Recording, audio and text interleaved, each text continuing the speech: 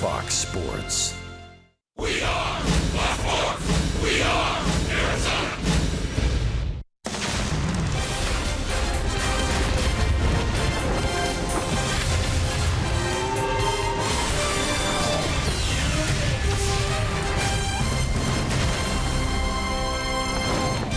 Degrees and clear blue skies overhead. Another perfect sunny day for baseball in Arizona as our Cactus League coverage continues. Today we're in Scottsdale as the D-backs host the Milwaukee Brewers. Arizona Diamondbacks baseball is brought to you by your Valley Honda dealers. Good afternoon and welcome to Salt River Field to Talking Stick. Welcome to the broadcast. Steve Berthume, Bob Brenly along the way. Today it's the D-backs and the Brewers. Taijuan Walker on the mound for the Diamondbacks today. It's third spring start. And Bob, if today is anything like Walker's first two spring starts, we're in for quite a treat. Yeah, this guy has been a perennial prospect. And first of all, great move by Mike Hazen to get Taijuan Walker over here with the Diamondbacks. It came at a high cost. Arguably the best player on the team last year, Gene Segura. But Taijuan Walker is one of those guys that has been projected to be a top of the rotation starter, and he's showing signs of it this spring. Well, it should be a good pitching matchup. Walker on the mound for the Diamondbacks, and former D-back Chase Anderson gets the start for the Brewers. First pitch is coming up next on Fox Sports Arizona. The Diamondbacks and the Brewers from Scottsdale. Arizona Diamondbacks.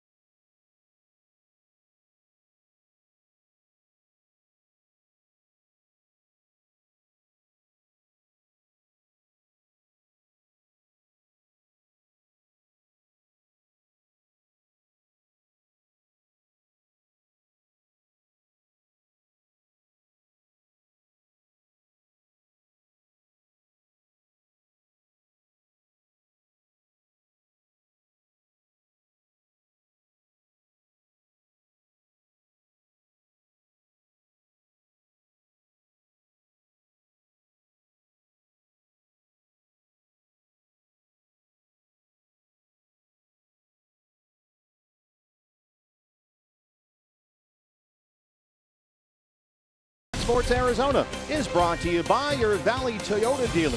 Visit your local Valley Toyota dealer or shop online. Toyota, let's go places. By Northern Arizona University. At NAU, we see possibility in every direction. By Tire Pros, everything rotates around you. And by Sanderson Ford, the best play is at Sanderson Ford. Well, another big crowd here in Scottsdale. Another perfect Arizona day in spring training. Cactus League all over the valley. We're here at Salt River Fields. Taijuan Walker on the mound against the Brewers. First pitch next.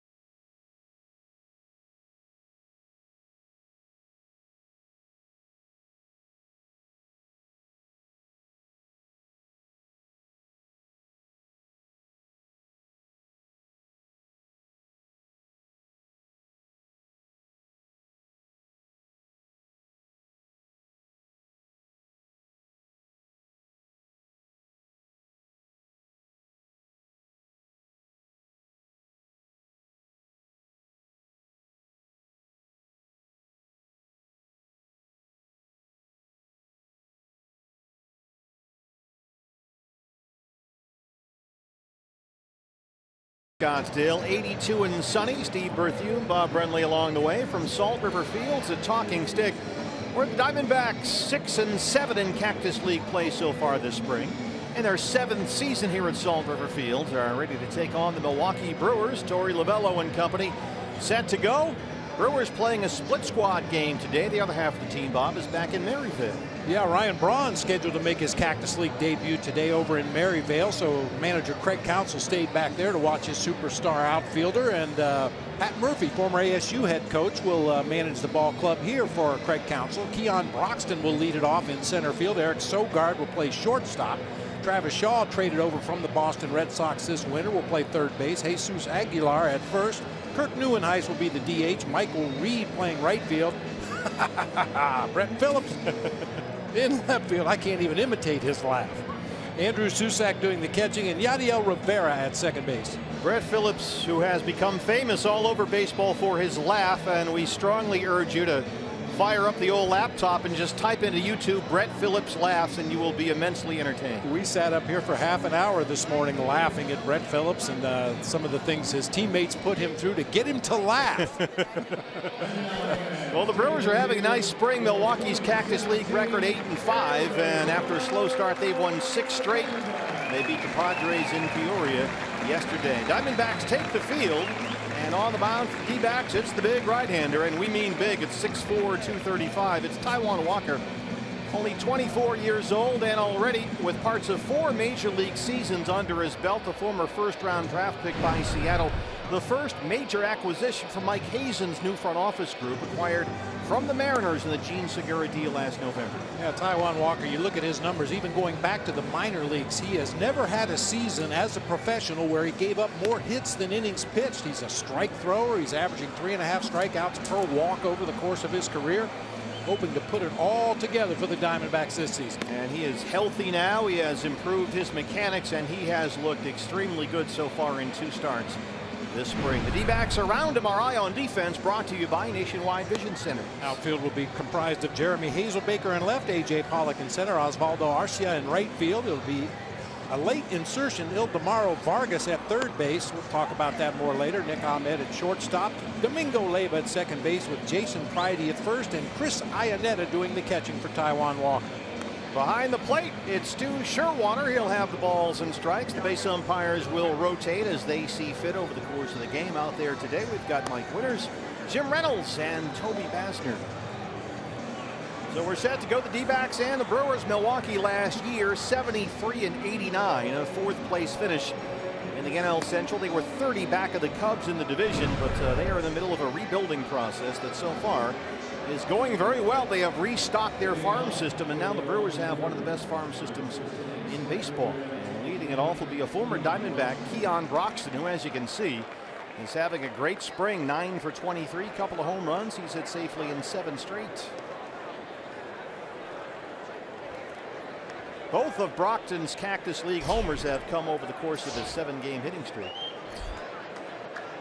And the imposing figure of Taijuan Walker set to deliver the first pitch. The D-backs and the Brewers from here in Scottsdale. And there's strike 1. We're underway.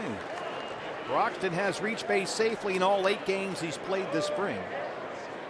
Once a 3rd-round pick by the Diamondbacks in the 09 draft. Yeah, Broxton will be a nice piece for Craig Counsell this season. A .242 hitter last year for the Brewers. However, he did steal 23 bases in 27 attempts.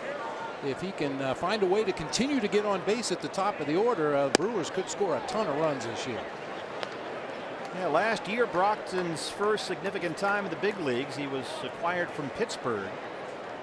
75 games with Milwaukee last year. Hit .242 and 9 homers. Also stole 23 bases. He can run. Yes, he went. First strikeout today for Taijuan Walker. 1 down.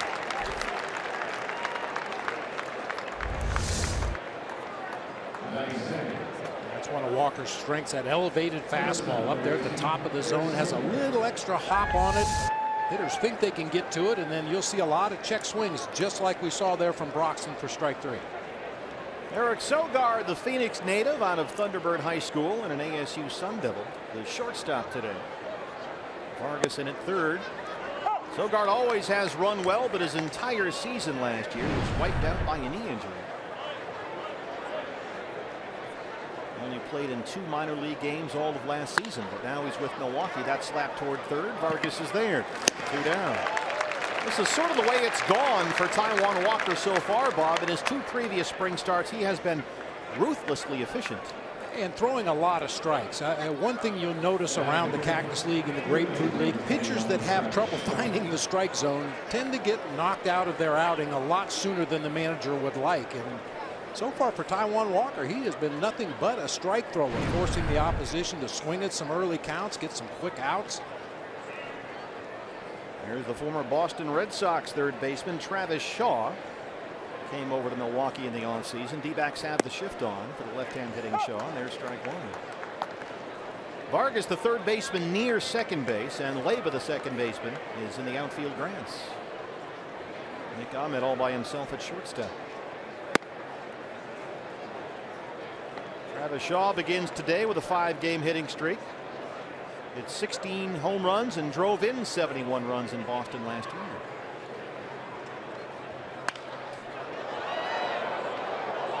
Return of Pablo Sandoval this season for the Red Sox. Playing time was going to be tough down there at third base, or first base for that matter, for Travis Shaw. So they flipped him out for Tyler Thornburg, a nice piece in the bullpen for the Red Sox. Shaw will get an opportunity to play every day here for the Brewers. Taijuan Walker, 94-mile-an-hour fastball, 2 strikeouts and a 1-2-3 first for Taijuan Walker. D-backs coming up against Chase Anderson.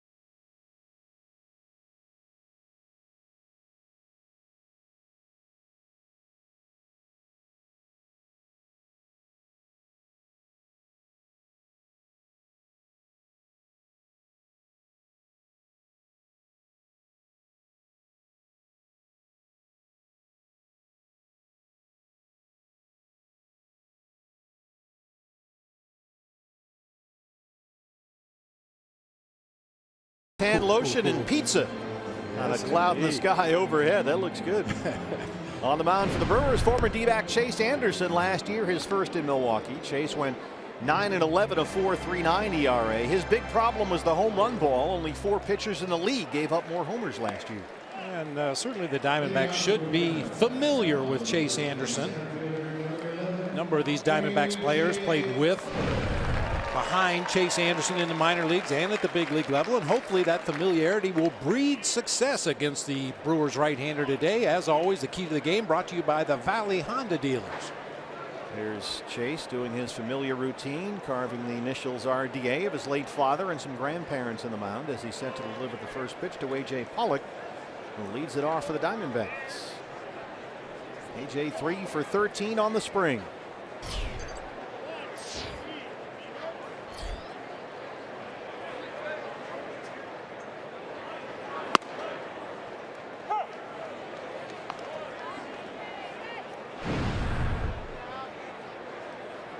AJ 0 for 2 with a walk in the game Wednesday here against Team Mexico. We watched that Mexican team play their World Baseball Classic opener, had a big lead in the 9th inning against Italy and let it get away. The Italians got 5 in the 9th. Paul Goldschmidt will play first base and bat cleanup for Team USA today against Colombia. That's a 4 o'clock Arizona time start from Marlins Park in Miami. Saw a little bit of Team Canada against the Dominican Republic yesterday. Yeah, that Dominican team's loaded. They are loaded. Holy cow. 8 guys that were on the Major League All-Star team last season. A bunch of Gold Glovers and Cy Young winners, Silver Sluggers. Bautista had a big home run. He's in midseason form. AJ ahead 3-1. Team Canada was a little overmanned. Ryan Dempster, coming out of retirement, hadn't pitched in the big league since 2013. Started that game for Team Canada. Ildemaro Vargas on deck. Diamondbacks have Daniel Descalso playing second base for Team Italy. And Goldie bats cleanup for Team USA tonight. It's quite a heart of the order there that they have Jim Leland for Team USA. They have Arenado, Goldie, Posey, and Stanton batting 3, 4, 5, 6. Run the gauntlet. That'll be worth watching. 3-2 pitch. Up the middle. Rivera, the second baseman, tough throw, and he makes a nice play to throw out A.J. Pollock. Yadiel Rivera at second base, one away. Well, Rivera cheating up the middle of the field. You can see there that ball's banged to the shortstop side of the bag, but Rivera gets to it. Strong off-balance throw over there to first base, and the Brewers get A.J. Pollock. Jesus Aguilar had a very nice stretch there at first base. Jack Reinheimer, originally in the starting lineup at third base, a late scratch. He's been under the weather a bit as of late. So here's Ildemaro Vargas, who's had a good spring.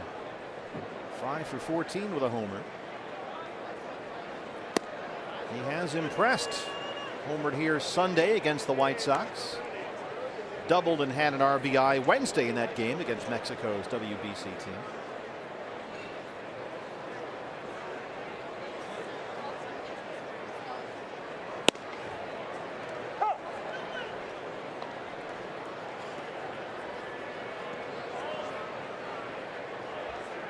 Chase Anderson today, his third appearance this spring, his second start. And he had a few bumps in the road last year, his first season with Milwaukee, but he finished strong. And looking once again to give the Brewers some innings this year. Last year, Chase had career highs in starts and strikeouts and did well down the stretch. He was 5-1 with a 2.56 ERA in his final dozen starts. He was unbeaten in September. And Diamondbacks fans well aware Chase Anderson basically a fastball changeup pitcher. He'll mix in the occasional breaking ball, but that straight changeup is his bread and butter, and the Diamondbacks should be well aware of that.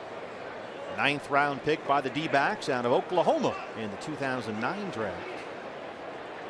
Traded to Milwaukee before last year along with Aaron Hill and Isan Diaz. That was part of the deal that brought Gene Segura to Arizona. And now Segura's in Seattle and Taijuan Walker is here. That's fouled back, and it's still 2-2.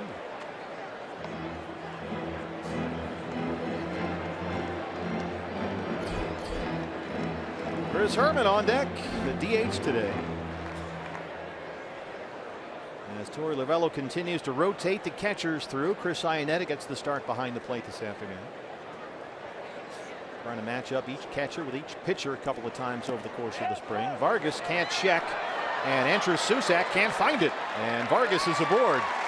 Susac, the former Giant, now a Brewer. The ball is right behind him, and Vargas is at first base. Our eye on defense for the Brewers, brought to you by Nationwide Vision Centers. Brett Phillips in left, Keon Broxton in center field, Michael Reed over in right field. The infield will be Travis Shaw at third with Eric Sogard at short, Yadiel Rivera at second, Jesus Aguilar at first base, and Andrew Susac doing the catching for right-hander Chase Anderson. Chris Herman DHing today. Chris 1 for 3 with a single yesterday against the White Sox over at Camelback Ranch in Glendale. He knocks it up the middle off the mound and into center field, a base hit. Vargas stops at second. Third hit this spring for Chris Herman. 2 on and 1 out for Osvaldo Arcia.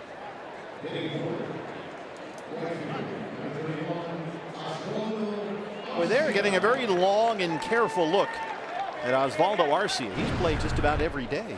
And if fans have been coming out here to Salt River Fields to watch the Diamondbacks or when they play on the road in the Cactus League, you've seen plenty of Arcia up to this point, and think we can say he's dangerous with the bat, threat to go deep, dangerous with the glove as well. He's had some issues out there in right field, taking some very shaky lines to balls in the gap. Had trouble playing the fence on a couple of drives, but a big strong kid, and if he can hit the ball up in the seats often enough to justify it, that may be his ticket to make this roster. We saw the numbers 5 for 21 with a homer this spring. First pitch swinging, pops it up. Chase Anderson pointing up in the sky. And that's the second out of the first inning. And like every other game we've done here at Salt River Field's a talking stick this spring. Sun is tough on the left side of the field early in the ball game. Shortstop, third baseman, left fielder, and balls hit in the gap for the center fielder. That sun is definitely going to be a factor. Infield fly rule there. 2 down now for Jason Pridey, who has homered this spring, playing first base today.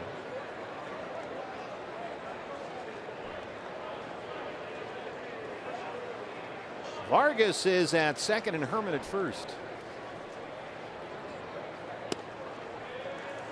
Gets the strike call from Stu Sherwater, and it's 0-1.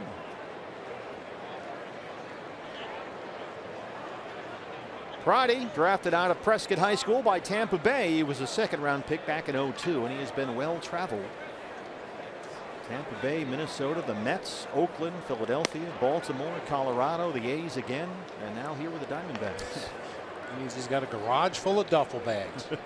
Every time you change teams, obviously you got to clear out your locker and make way for whoever's taking your place, and that's one of the last things a team gives you on the way out the door. You can keep the duffel bag. And all those travels, he's played only about 130 career games in the big leagues, most of those with the Mets back in 2011. He did not play in the big leagues last year. Down 0-2. Wildemaro Vargas, a strikeout and a wild pitch. Chris Herman a single. 0-2 on Friday with 2 outs.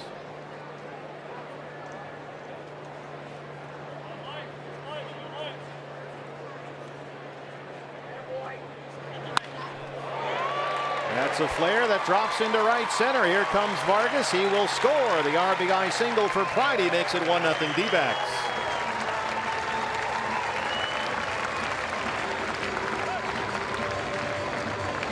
Hit particularly hard, but hit in a good spot. First breaking ball we've seen from Chase Anderson in this game, and it stayed up, belt high over the middle of the plate. Pridey jammed just a little bit, but muscles it out there into center field for an RBI knock. That'll bring up Jeremy Hazelbaker, another guy getting a long look in camp this spring, and with the injury to Socrates Brito, the Diamondbacks are really on the look now for a guy who can hit left-handed and play center field. They need a backup for A.J. Pollock, and Hazelbaker and Gregor Blanco now seeing the 2 prime candidates for that spot. Socrates Brito just can't seem to catch a break. We saw the play here the other day where he slid head first into home plate and dislocated a finger. He'll be out at least a couple of months. Needed surgery on that finger later that day. Torey Lovello has told his guys over and over, look, feet first, guys, feet first slides. That's what we want here. No more head first slides. Well, obviously less chance of an injury sliding feet first rather than head first, but also you're in better position to get to your feet and advance to the next base in case it's a bad throw or ball gets away from a fielder, and you might be able to advance on to the next base. And if you're sliding head first, many times you have no idea where the ball is. Yeah, poor Socrates fouled that ball off his foot in Colorado last year, broke his toe, and he suffered a broken hamate bone getting ready for winter ball, and now a dislocated finger. There goes Pridey. The throw from Susac is high, and Jason Pridey is in there with a second stolen base this spring. Diamondbacks been a lot more aggressive as of late, Bob, on the bases. Yeah, especially with 2 outs in the inning. Get a guy into scoring position, cash in those 2-out runs. Those are huge. Jason Pridey, not known for his base stealing ability, but got a good jump against Chase Anderson, and Susac had no chance. Sliding feet first. Yep. Now a 20-pitch first for Chase Anderson. He's got Herman at third, Pridey at second. 1-1 on Jeremy Hazelbaker.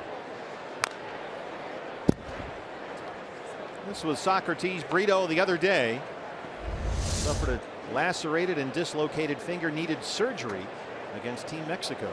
It seemed like such an innocent play, but just caught the foot of the catcher, the bottom of the shoe of the catcher, and obviously did enough damage that he's going to be on the shelf possibly for 2 months. Yeah, they had to wrap up that finger in a towel. So no Socrates Brito for a while. So now more emphasis on Hazelbaker and Blanco in camp this spring. Hazelbaker hits that fair to first. Aguilar is there. And Chase Anderson strands two, but the Diamondbacks get one. They lead the Brewers 1-0.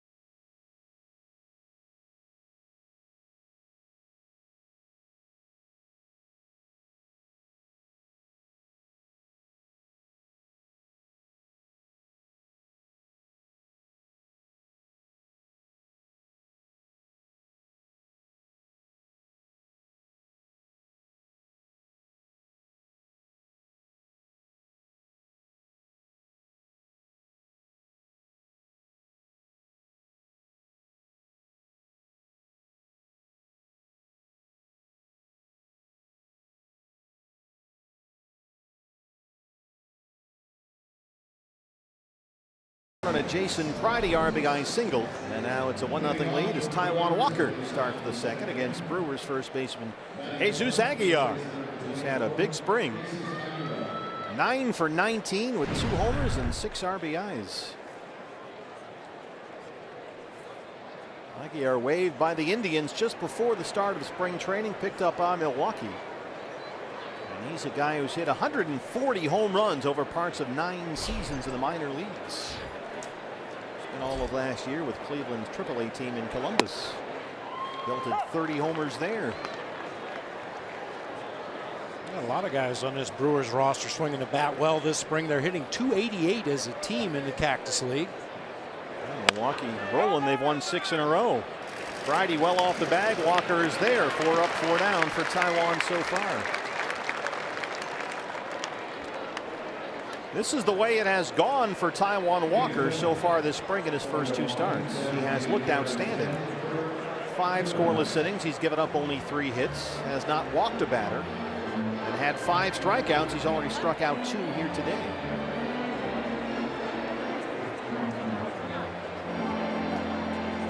Walker's last start Sunday against the White Sox. He gave up only 1 hit and 3 scoreless.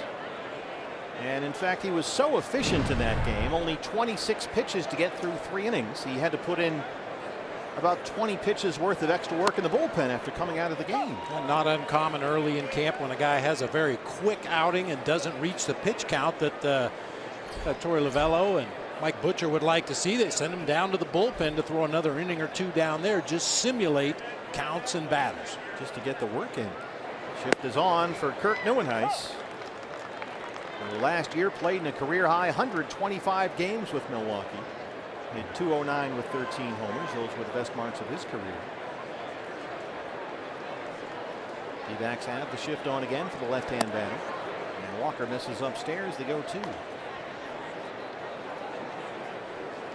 Nieuwenhuis had some very dramatic splits last year. In a nearly identical number of plate appearances. He had 290 at Miller Park and 127 on the road.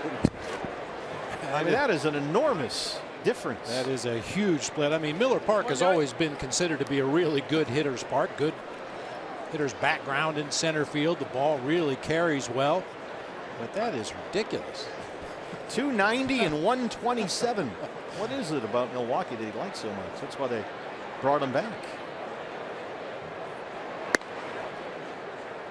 And Neuenhuis did not hit lefties last year. Hit a .135 versus left-hand pitching.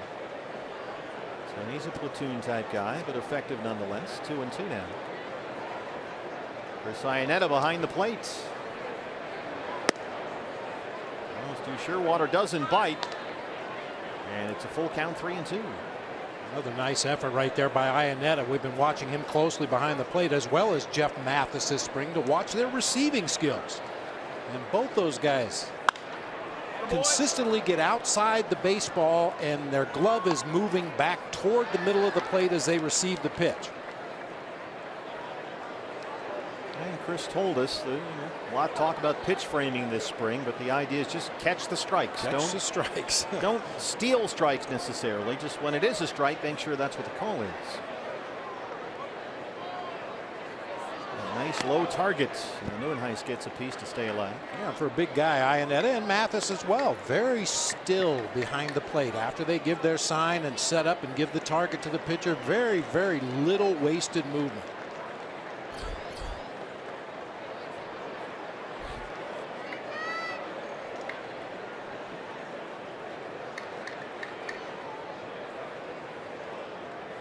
Three-two on the way. Changeup. That's 3 strikeouts for Taijuan Walker. 2 down in the second. You'll notice Walker's delivery. He modified that in Seattle last year. There's a little more of a wind-up, sort of more of a hip turn toward third base. He wanted to get a full wind-up and use his legs more, get more rhythm. So it's a little more deliberate. And there's a bit more of an exaggerated turn with Taijuan Walker. That's something he picked up last year, and it worked well. Here's Michael Reed, the right fielder.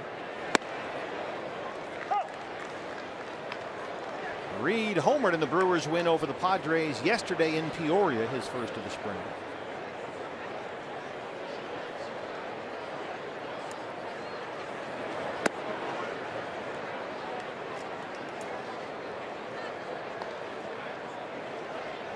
Taijuan Walker is a big dude out there. The 99 fits. 6'4", 235.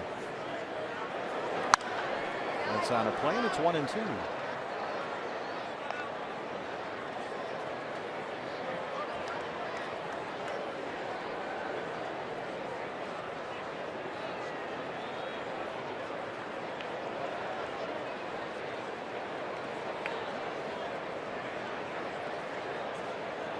These two are familiar with each other, Chris Iannetta and Taijuan Walker. Chris caught Walker in Seattle last year. So that last pitch, he didn't even give a sign. He just put the target up on the outside corner, and Walker went into his windup, threw that fastball out there, fouled away.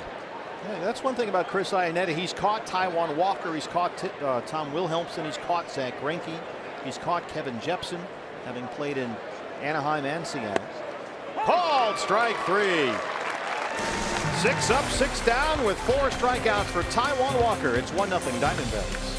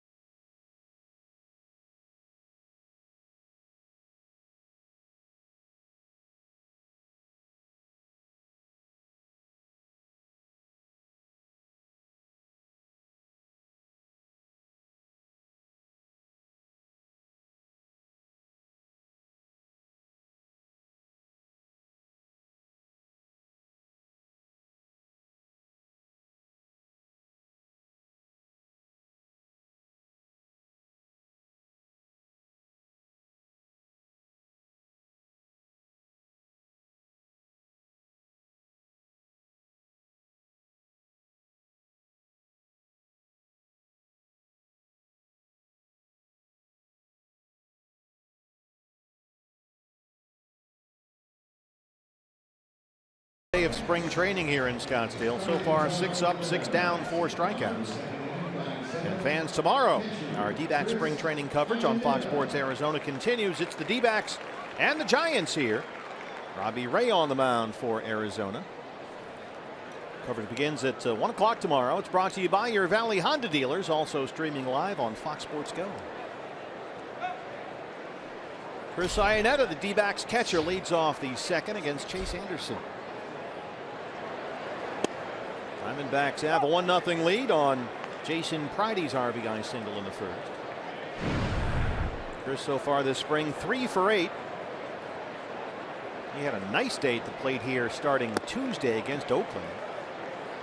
Chris hit 2 doubles. He walked. He had an RBI. He scored twice. And he absolutely blistered a line drive rope straight out to dead center that hit halfway up the batter's eye. And he's dunking this one into right field, but there's Reed to run it down.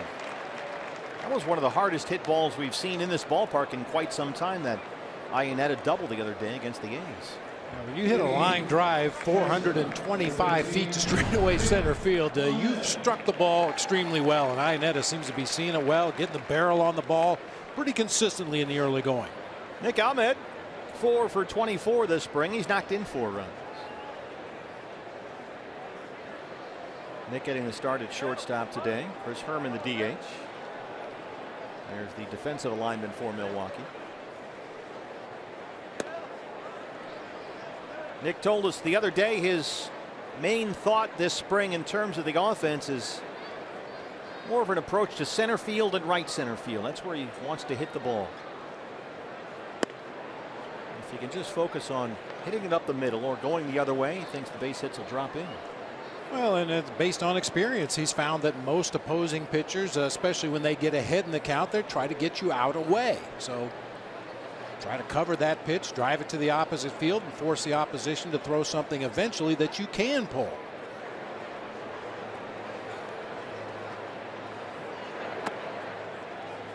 Two balls and 1 strike.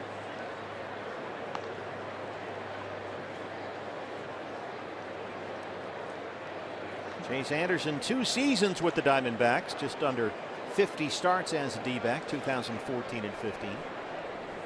A 15-13 record and a 4.18 ERA while with Arizona. And he's fallen behind on Ahmed, 3-1.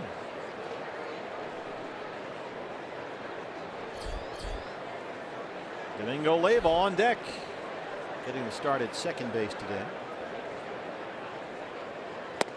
Big cut at the 3-1 fastball from Nick. Full count 3-2.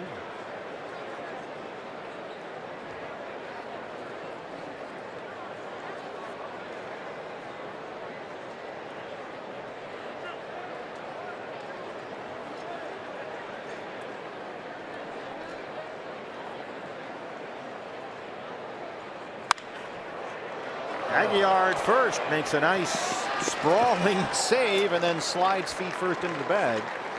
And he gets Ahmed for the second out.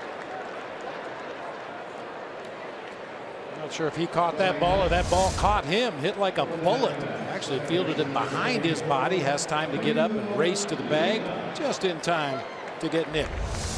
There's no Chris Carter in Milwaukee this year. He's with the Yankees now. So first base may be a bit of an open question for the Brewers this season. 2 down for Leyba. Probably have trouble finding somebody that's going to hit 41 home runs like Carter did last year. To go along with the 200+ strikeouts. Yeah. Domingo Leyba, 4 for 15.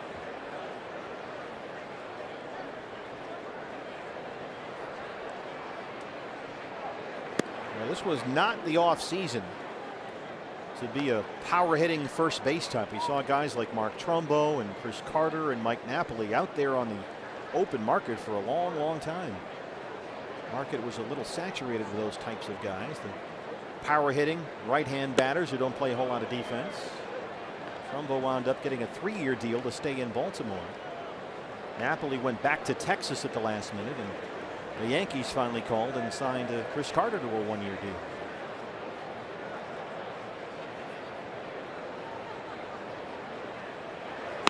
I think this is Napoli's 3rd run with the Rangers. He's gone back and forth 3 times now. Safety net. We will see Texas coming up here Tuesday. We'll have that game on the TV side for you next week. Diamondbacks and the Rangers.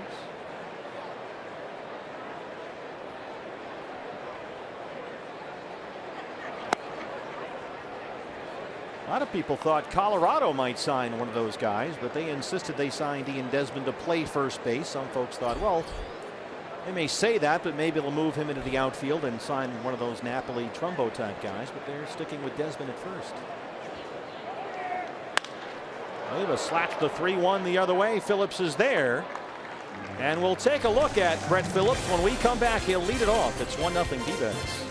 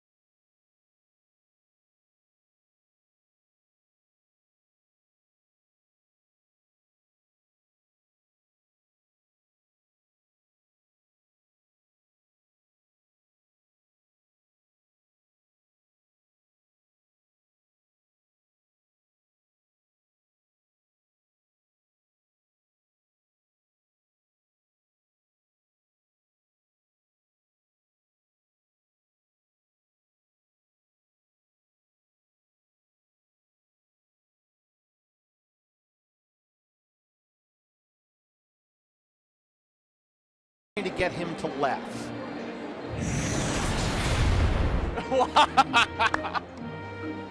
Oh, he lost it, folks. Oh, no.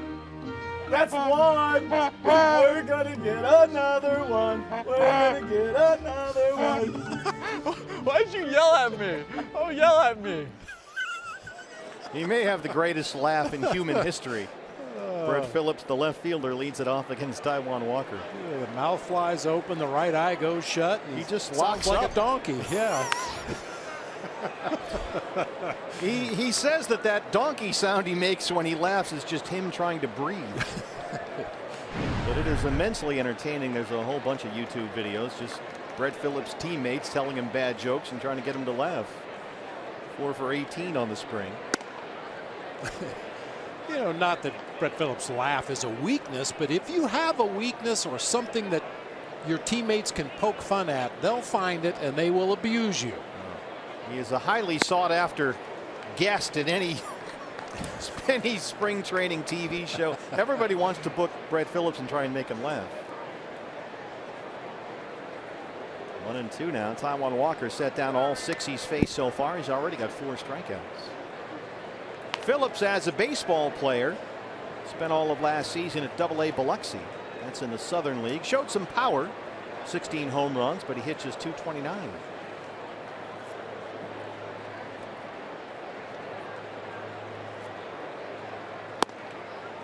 Two and two. He's out of Seminole, Florida, drafted out of high school there by the Astros in the 2012 draft, a 6th round pick. Catcher Andrew Susak on deck. Yes, he went. Iannetta will complete the strikeout. And that's 5 for Taijuan Walker. He struck out 5 of the first 7 he's faced. Walker really on top of his game today. Gets Phillips to chase a pitch down below the strike zone that time. It almost looks like Walker only misses the strike zone when he wants to set up the next pitch. He has just been silent and deadly out there. It's 1-2-3, 1-2-3. Here's Susak. 4 for 19 on the spring. The former Giants catcher now with Milwaukee. There's a strike.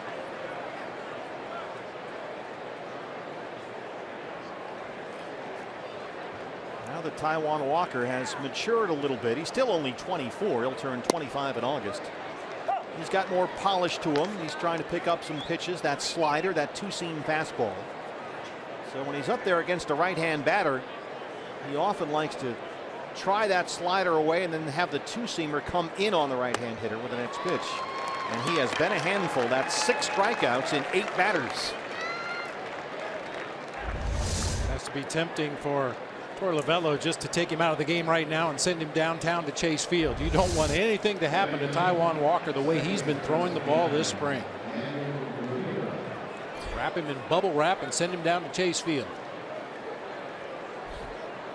2 strikeouts in each of the first 3 innings so far. And there's strike 1 to the second baseman, Yadiel Rivera. 4 for 16 on the spring. He does have a home run.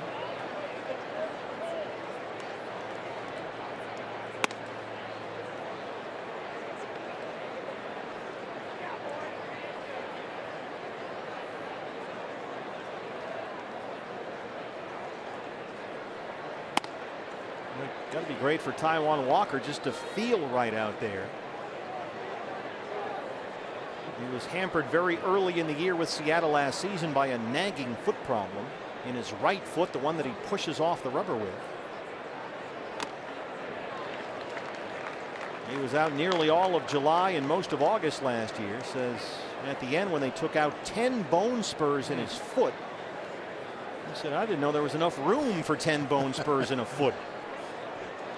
So last year, I can imagine how that hampered him last year. Big guy like this, especially a power pitcher. But he is healthy now and he looks good.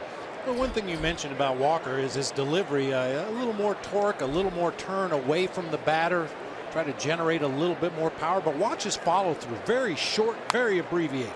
The left foot comes down, the arm drives toward home plate, and not much of a follow through after that.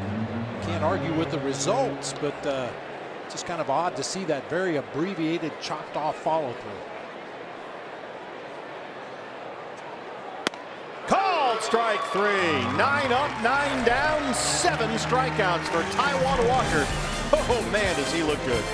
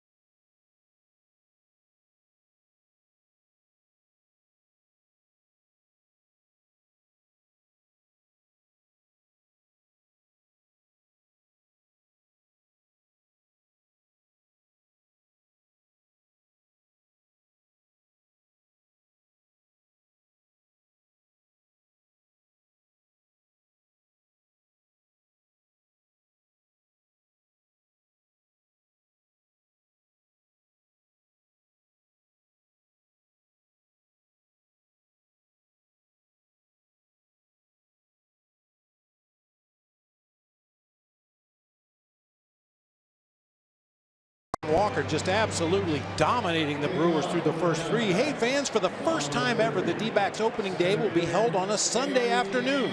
Secure your tickets now for D-backs against the Giants home opener at Chase Field on April 2nd. Get the best seats for opening day at the lowest price with a mini plan purchase. Visit dbacks.com. Taijuan Walker, 7 strikeouts through 3 innings, including the last 5 he's faced. He struck out 5 in a row. And A.J. Pollock leads off the home half of the third against former D-back Chase Anderson. Keon Broxton out there in center. quickly one away. That's 5 in a row set down by Chase Anderson. A lot of early swinging against Chase Anderson. We mentioned his past history with this organization and some of the players on the team even today. And they know Chase Anderson likes to jump ahead in the count and then expand the strike zone. So a lot of the D-backs hitters attacking that first pitch close to the zone.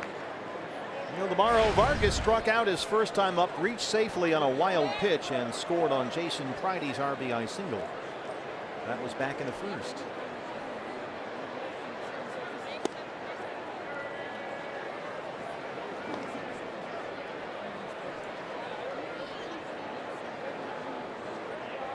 Ildemaro Vargas moved up the Diamondbacks minor league system last year, played at Visalia, Mobile, and Reno. And combined in all those stops, hit .305 and stole 21 bases.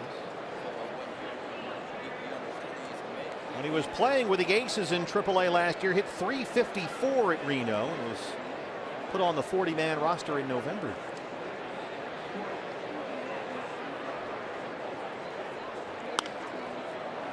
Vargas has shown himself to be a very good contact man. Does not get himself out up there. In the minors last year, nearly 580 plate appearances, and he walked more than he struck out. Yeah, over the course of his minor league career, the walks and strikeouts nearly even. He's ahead 2 balls and a strike.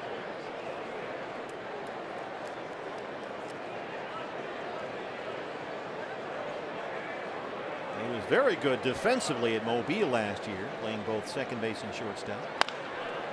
This is bounced to the second baseman Rivera. 6 straight set down by Anderson, 2 outs in the third.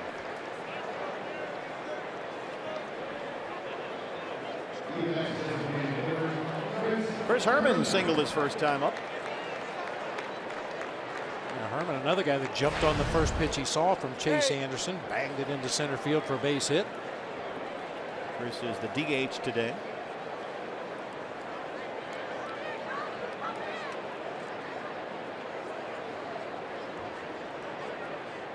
Key for Chris this year, just stay on the field. That was his big problem last season. Suffered 2 broken bones in his left hand, sliding into second base against the Giants at Chase Field. That was in September. That's when his season ended. And he had just come back after missing almost 50 games with right hamstring trouble. He missed half of July and all of August with that hamstring problem. So we didn't see much of Chris Herman after the All-Star break last year.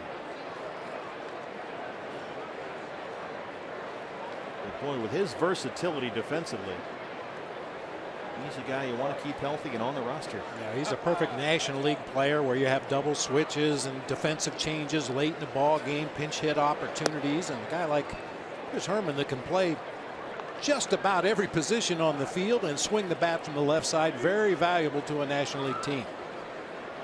Yeah, we think of him first and foremost as a catcher, but he only made 29 starts behind the plate last year, playing first base and all 3 outfield spots. 2-2. Well, the real eye-opener for me was at Coors Field last year when he started in right field one day, center field the next day, and looked good doing it. Yep. Not a whole lot of guys can start games the same season at catcher and in center field, especially in Denver. But that's what Chris Herman can do for you.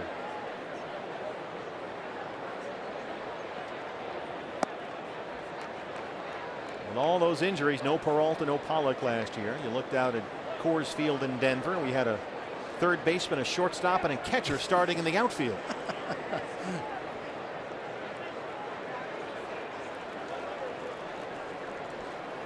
Full count, 3-2. Chase Anderson gets the strikeout. That's his first of the ball game. He's now set down 7 straight. It's 1-0 Diamondbacks.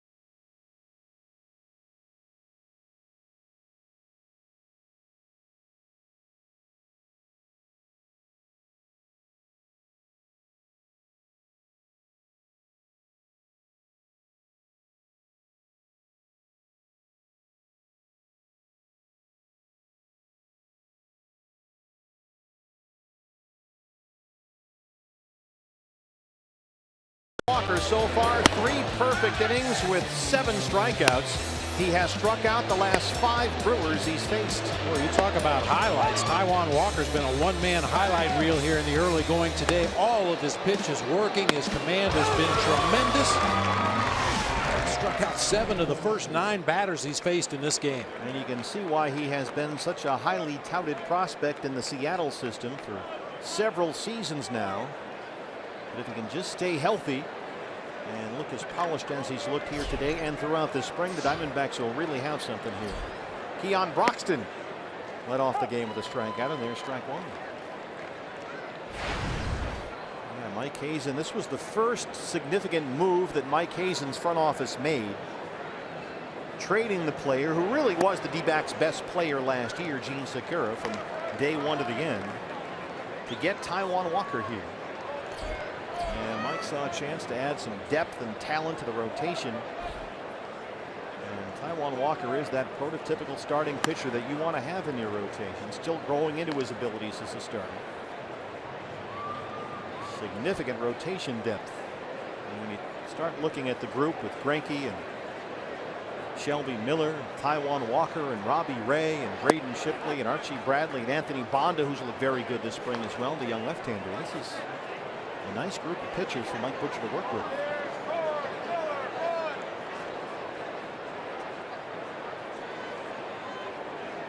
Two and 2 to Keon Broxton. Well, if history has taught us anything about this game, it's that you can never have too much pitching. It was a couple of years ago the Dodgers were bragging that they had 11 starting pitchers to choose from, and they needed all of them. By the time the season was over, they were out looking for pitching help. Taijuan Walker, that's 8 strikeouts and 6 in a row. And it's been a little bit of everything. We've seen some elevated fastballs. We've seen some changeups down in the zone. We've seen a good slider that he's thrown for strikes and thrown it off the outside corner to righties. Everything working well for Walker today. Eric Sogard, one of only 2 Brewers who has not struck out today, and he grounded out his first time up. Ferguson on the grass at third. Sogard shoots that one the other way. Hazelbaker is there. 11 straight set down by Taijuan Walker.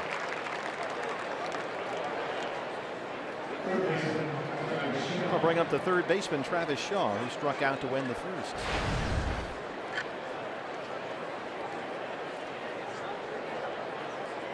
When you can get a chance to get a Taijuan Walker, you do it. That's what Mike Hazen said. He is not one of those guys that teams are able to acquire all the time. And the front office felt like dealing Gene Segura to Seattle to get Taijuan here was simply an opportunity they needed to take. And you can see why today. In a sense, they sold high on Gene Segura after his brilliant season last year.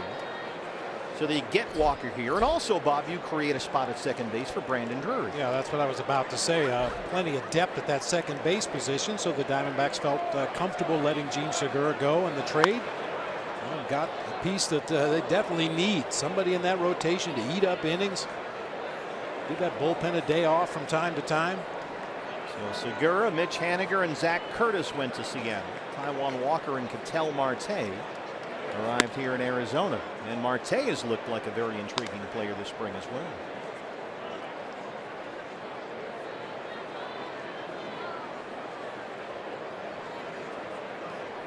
Two and 2 on Travis Shaw. Missed upstairs. The count is full. Jesus Aguilar, the first baseman, is on deck. He would be next.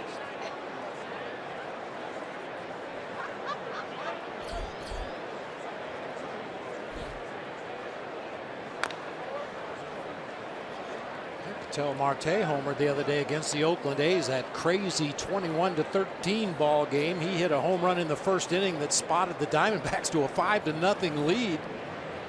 Yeah, he belted that one halfway up the berm in right field. He's really starting to backspin the ball, says Torey Lovello. Ketel Marte.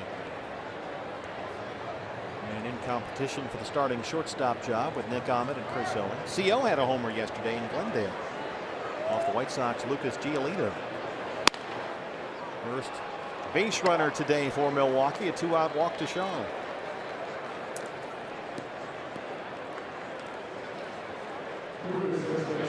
It's always interesting to watch what happens when a guy gets into the 4th inning before he has to pitch out of the stretch for the first time. He's obviously been very comfortable out of the windup. See how he does here with a runner at first base. Mike Butcher to the mound. There is no one warming up at the Diamondback bullpen as of yet, and just now things will start to get busy down there. Looks like Brian Mattis, the left-hander, has started warming up.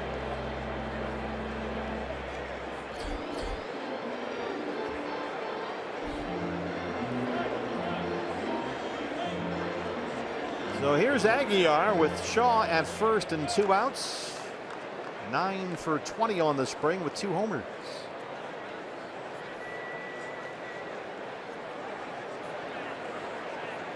Leba, the second baseman, shaded a little toward the bag at second. Friday holds Shaw on the bag at first.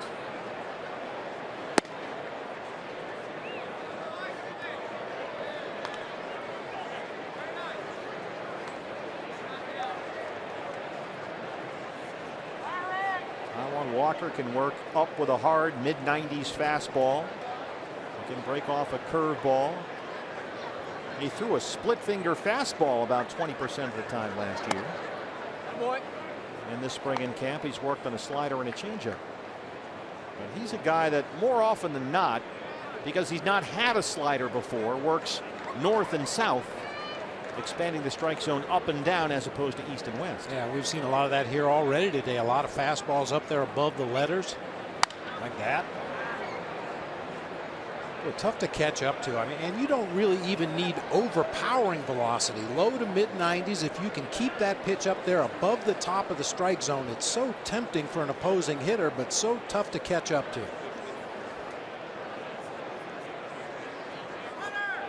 Shaw takes off from first. That one is tapped to shortstop. Ahmed is there.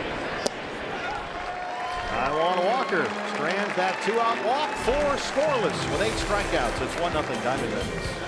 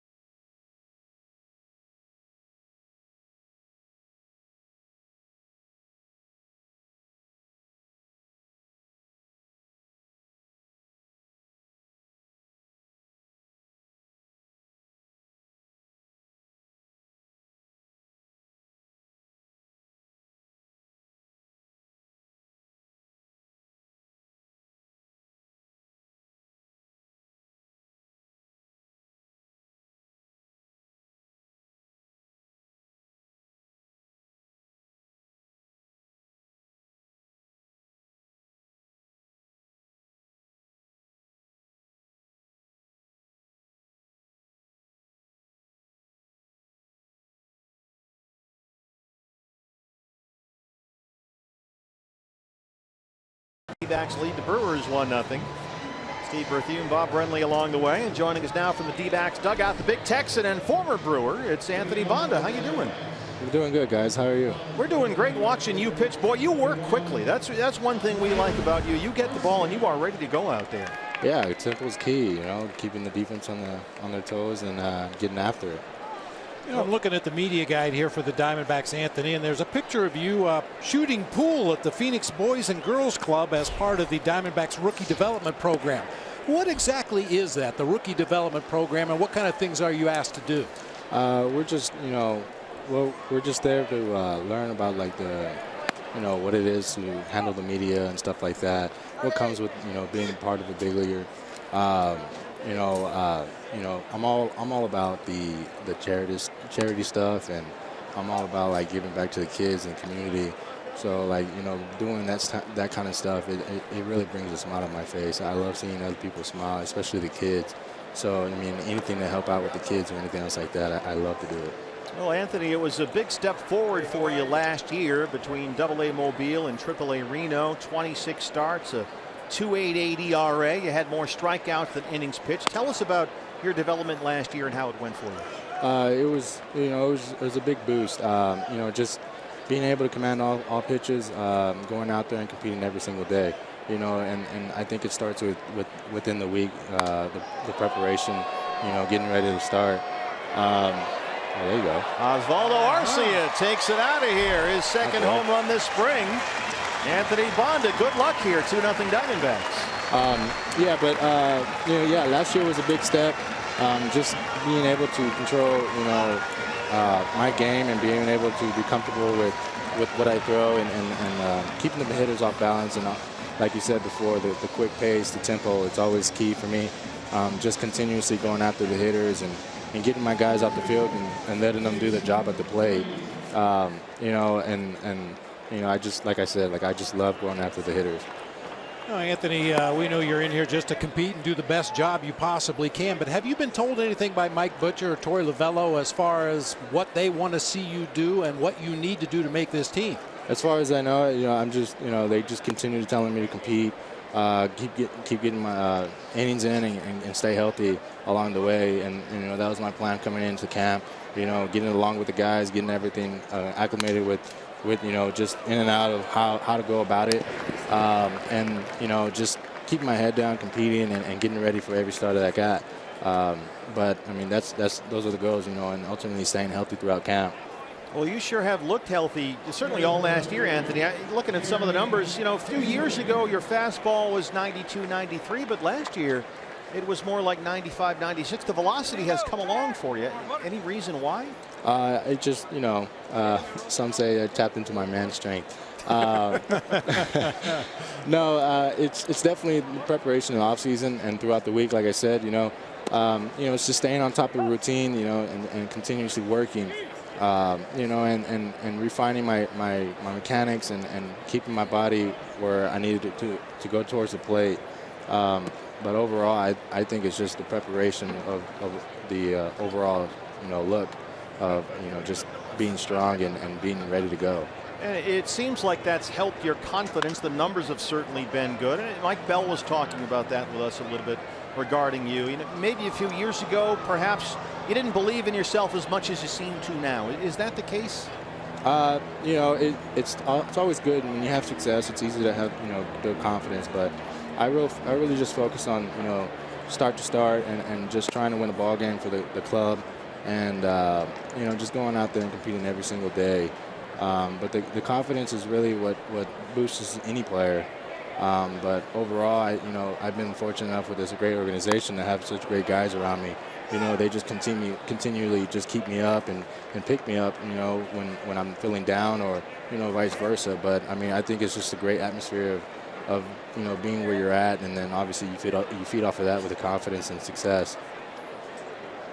Also last season you participated in the Futures game down at Petco Park as part of the Major League Baseball All-Star festivities. How was that experience? Oh, it was a great time. It was, no matter the outcome, I had a great time. The guys there were just phenomenal. The staff, everybody was there. It was a great experience, and something I'll never forget. Well, Anthony, we're looking forward to the D-backs 2017 season, and it sure seems like you're going to be a part of it. And thanks for joining us here today. We appreciate it. Thank you for having me. D-backs lefty Anthony Bonda from the dugout. Boy, has he looked good this week. Yes, he has. 3-2 now to Jeremy Hazelbaker against Chase Anderson. And Hazelbaker knocks it up the middle. We saw Osvaldo Arcia lead off this inning off Brent Sutter, pardon me, the new pitcher, with his second home run this spring. There's Sutter, the left-hander. So now 2-0 D-backs. Hazelbaker at first, one out. And here's Chris Iannetta. The numbers on Brent Sutter last year.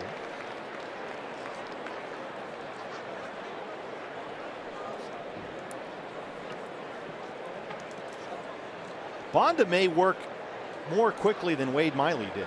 Like, he's really that fast. He's Mark Burley close in terms of get it and throw it. And when he does get into a rhythm, he has been really, really good. I think that's an intelligent approach for a young pitcher. So many guys want to play with the rosin bag and dig at the dirt in front of the rubber and mess around. Make sure everybody in the ballpark's looking at them before they throw a pitch. And Anthony Bonda realizes that if your defense is on your toes, ready to make plays behind you, you've got a much better chance of working your way through an opposing lineup. And as we mentioned, Bonda was originally a Milwaukee Brewer. 10th round draft pick by Milwaukee. Diamondbacks got him in 2014, part of the deal that sent Gerardo Parra to the Brewers. And nobody liked to see Gerardo Parra go, but Anthony Bonda will pitch in the big leagues this year. He looks like quite a prospect. He is right on the cusp of big league ready. 1-2 now on Iannetta. Chris flied out his first time up.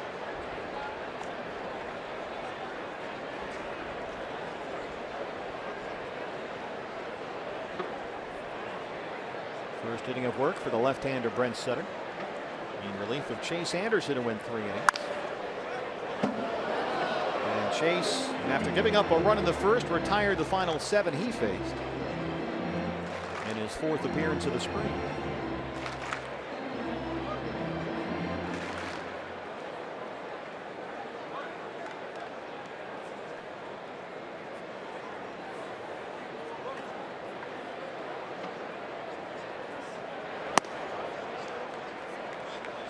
Well, it's already a 20-pitch inning for Sutter. 2-2 now on Iannetta with Nick Ahmed on deck.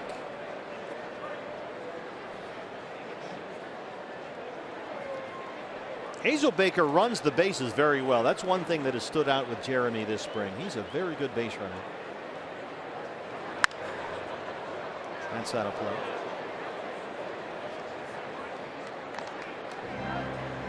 We mentioned that with the injury to Socrates Brito, that finger injury that'll keep him out at least 2 months now.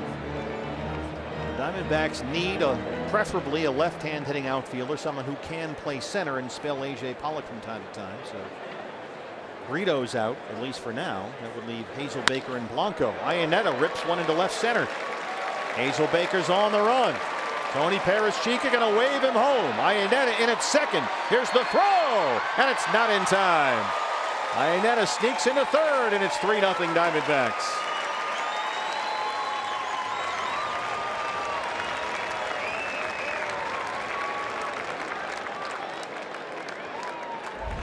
Aggressive send by Tony Perez-Chica down there at third base. This ball hit off the end of the bat a little bit. Looked like it was going to split the gap.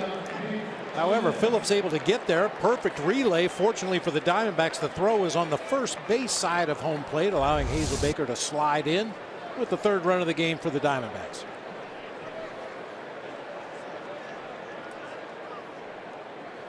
Fourth hit this spring for Chris Iannetta. All of them doubles.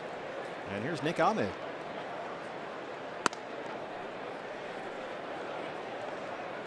Nick rounded out his first time up 0 for 1.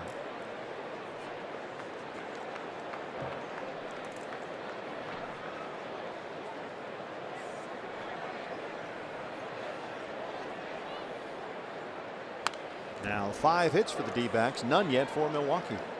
I mentioned an aggressive send by Tony Perez-Chica, the third base coach. A good aggressive running by Hazelbaker, and also by Iannetta, the trail runner. Ends up at third base when that throw pulled the catcher off the plate. I think Chris is going to be a nice addition. I think so.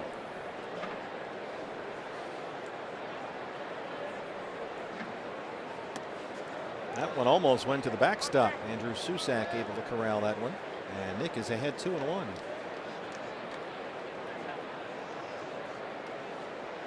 Figure Jeff Mathis catches around 60 games. That leaves the rest for Chris Herman and Chris Iannetta.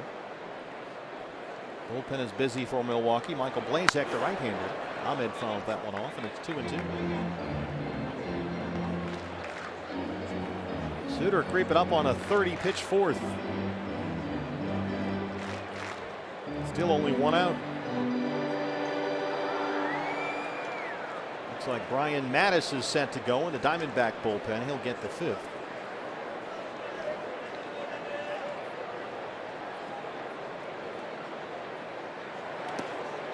In the dirt, full count, 3-2.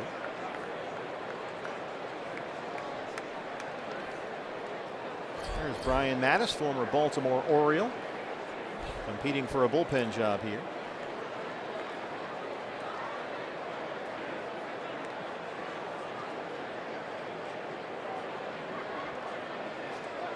Nick trying to get Chris Iannetta home from third. 3-2 pitch. That is smack fair down the left field line.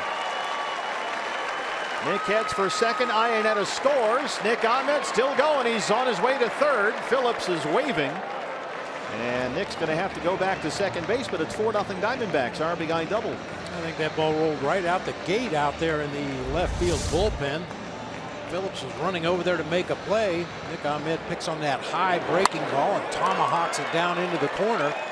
That's the right thing to do. Keep running until they make you stop. Right underneath the door out there. Well, 3 in the 4th inning here against lefty Brent Sutter. And the batter is Domingo Leyva, still just 1 out. Leyva flied out his first time up.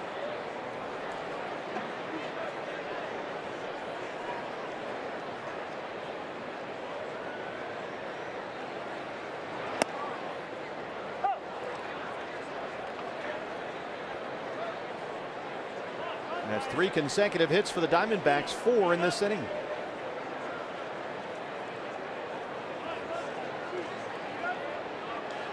A home run by Arcia to lead off the inning. Single by Hazelbaker, doubles by Iannetta and Ahmed.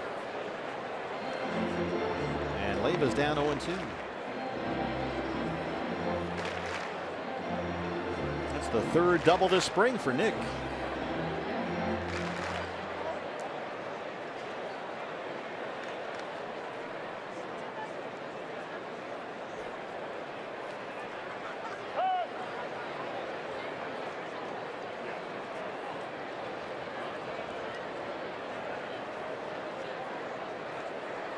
Leyva 4 for 16 this spring. He's got 2 RBIs. Very high chopper. Aguiar at first. Sutter hustles over there and just does get Leyva. That's another example of a dangerous headfirst slide. Boy, especially that particular play, because the pitcher is kind of running blind over there to first base. You see Sutter got a late break off the mound. He's just looking for the bag.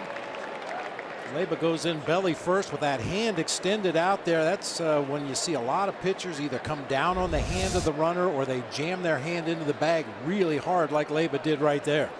Got to get away from that. A.J. Pollock 0 for 2. Ahmed now at third with 2 outs.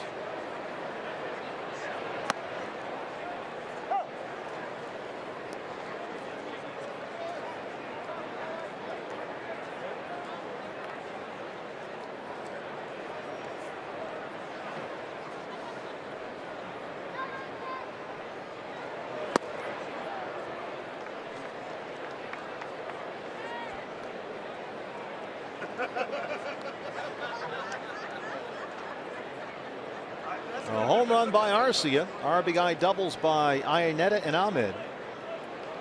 A 3-run D-backs 4th. They lead it 4-0.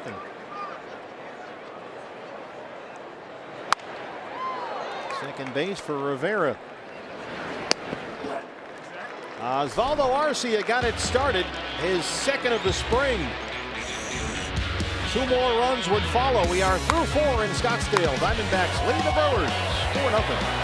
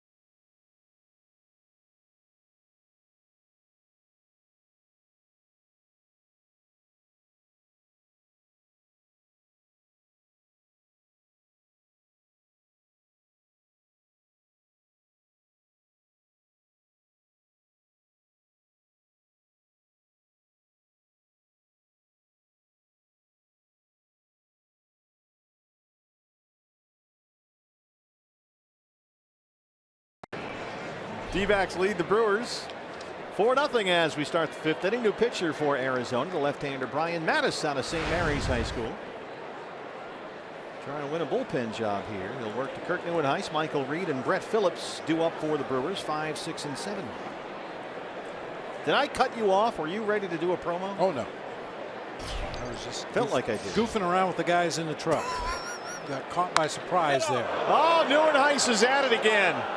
Kirk Neuenhuis, there it goes. Once had a 3-home run game for the Mets against the Diamondbacks a couple of years ago, and he takes Mattis out of here for the Brewers' first hit today. It's 4-1. That will always be known as the Kirk Neuenhuis game, at least around here. Absolutely. Waste no time here. Brian Mattis' first delivery to a left-handed hitter. Fastball inside part of the plate and up a little bit. That's one hitting coaches call a fence-high fastball. All you have to do is make good contact, and you got a chance to do some damage. And Neuenhuis puts that one about halfway up the bank in right field.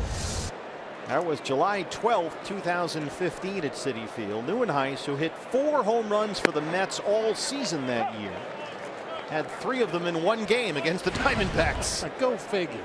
2 off Ruby De La Rosa, 1 off Randall Delgado. Here's Michael Reed. So Neuenhuis makes it 4-1, Milwaukee's first hit.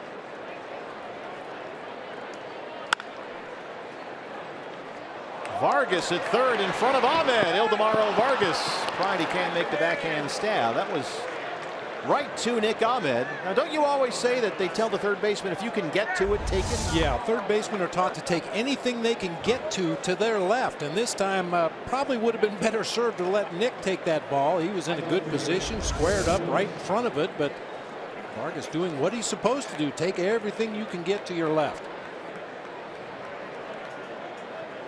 Nothing on the board yet. I assume it's a base hit.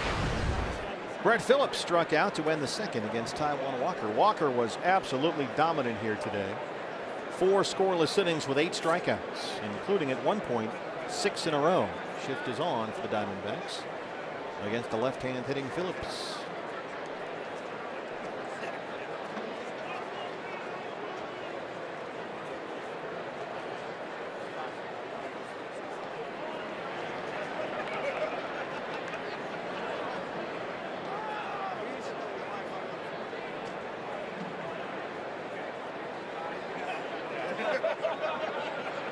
Phillips does have some power. 16 home runs in Double-A last year at Biloxi. Tries to bunt. Trying to beat that shift that we showed you when this at bat started. Nick Ahmed, the only defender on the left side of the field, and Phillips just tries to deaden that ball over on the third base side, steal himself a base hit. Reed down there at first runs well.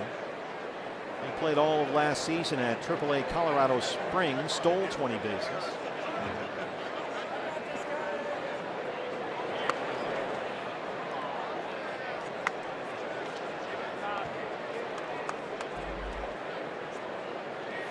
See, this is an example where a shift has served the purpose. 2 bunt attempts by a guy that doesn't generally bunt for base hits, and both of them fouled off. Now he finds himself in an 0-2 hole, so the shift has worked regardless of what happens the rest of this at bat. Take a guy right out of his game. Yeah, this is a guy, as we mentioned, who can hit the occasional home run for you, and he's not going to home run while he's trying to bunt.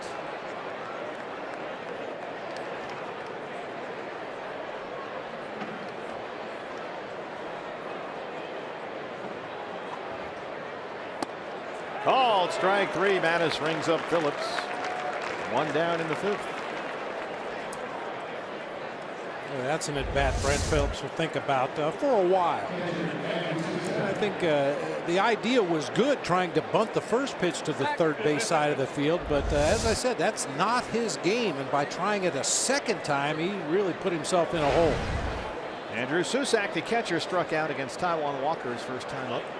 Diamondback now with 3 infielders on the third base side. Leyba, the second baseman, on the shortstop side of second. All kinds of room on the right-hand side of the infield.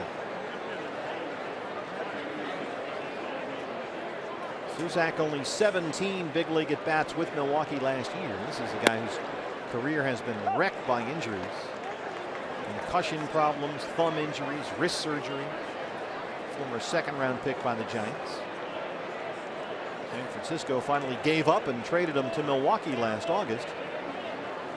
Part of the deal that sent reliever Will Smith to the Giants.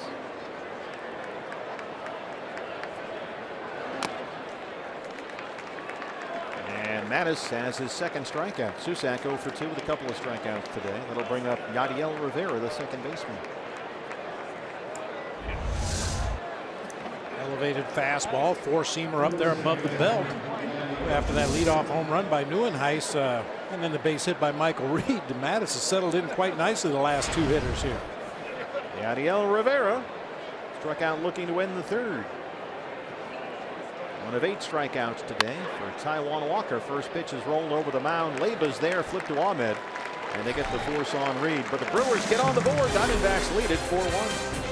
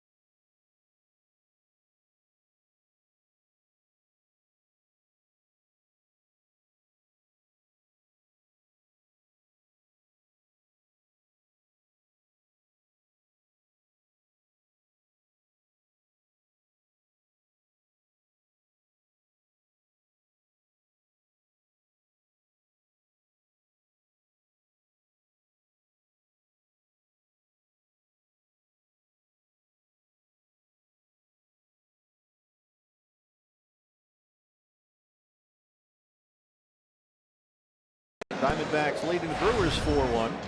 And the new pitcher for Milwaukee, the right-hander Michael Blazek. 41 appearances last year, 3-1, a 5.66 ERA. 41 innings pitched, 52 hits allowed. And he will be the third Milwaukee pitcher of the afternoon. Ildemaro Vargas, Chris Herman, Osvaldo Arcia due up in the Diamondback 5th inning. Well, if you're just joining us, you missed a show from Taijuan Walker. He was dynamic, to say the least.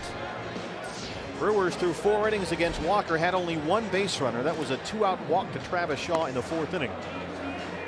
Well, Walker today retired the first 11 batters he faced, 8 of them by strikeout. At one point he struck out 6 in a row. But it's one thing to go out there and have an overpowering fastball on a given day, or a really good feel for your changeup, and just go to that pitch to get the outs that you need. But Walker had everything working today. Really outstanding start for Taijuan Walker today. And we saw 1 inning from Brian Mattis. Jorge De La Rosa, as you just saw a moment ago, warming up in the D-backs bullpen, so he'll get the 6th. Ildemaro Vargas leads off the bottom of the 5th.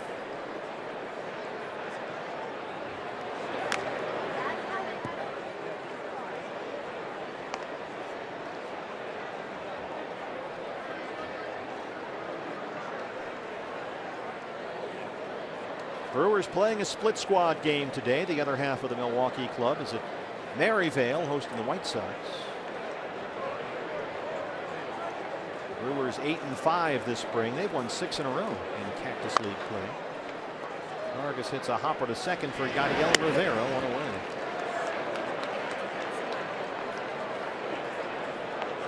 Brewers are really doing a nice job building up their farm system under their relatively new GM, David Stearns. They brought in a lot of prospects. Last year, 4th place in the NL Central. They finished 30 games behind the Cubs. And they've traded off some pieces, gotten some good minor league players from other clubs. And they are looking toward the future. Chris Herman, a single and a strikeout, 1 for 2.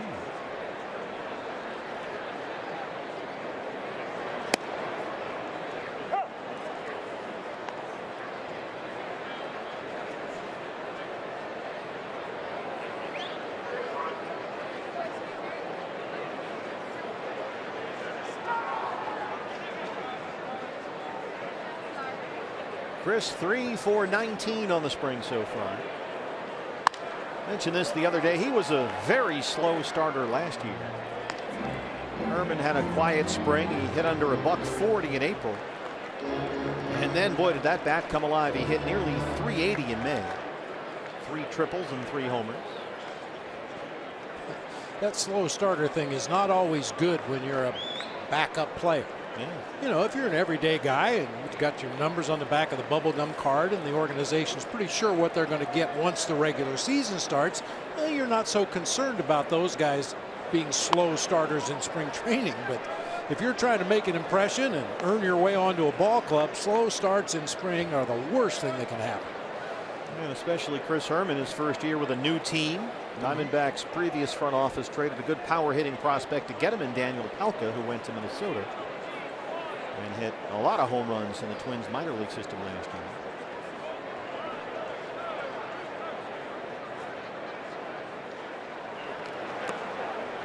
But Herman, once he got going, boy, from the beginning of May through the All-Star break, he had a stretch of 40 games. He hit .328, slugged over .520. Everything it seemed was either a double, a triple, or a homer. And it was rarely 2 days in a row. He'd get a start and then maybe sit a day or two. Wellington Castillo getting the nod behind the plate, and then Chris would get back in there again. But as the bat heated up, the playing time increased as well. And then he had that hamstring problem, missed about 2 months. Came back, got hurt again, wound up with fewer than 150 at bats last year. Played in just 56 games.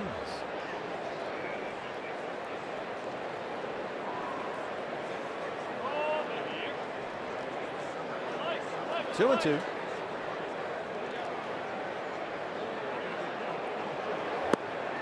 Got him.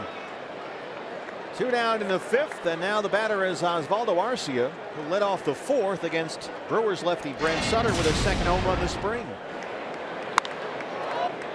And that's what he can bring to the table. He's got some real power from the left-hand side. I wasn't quite sure that Arcia knew he got all of that ball. The way he flipped his bat up the first baseline, I thought he was a little frustrated that he just missed it. That's how strong this guy is. He can miss-hit a ball and still get it out of the ballpark.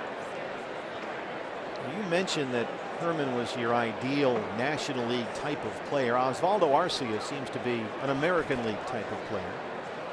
And that may work against him when it starts getting down to roster picking time. He can hit from the left-hand side, but he strikes out a fair amount, and he's not a great defensive player in the outfield. Brewers have the shift on. Second baseman Rivera almost halfway out to right field.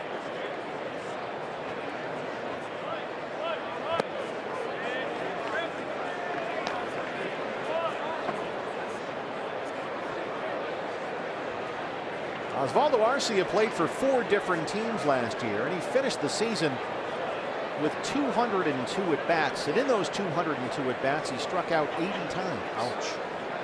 So he will swing and miss.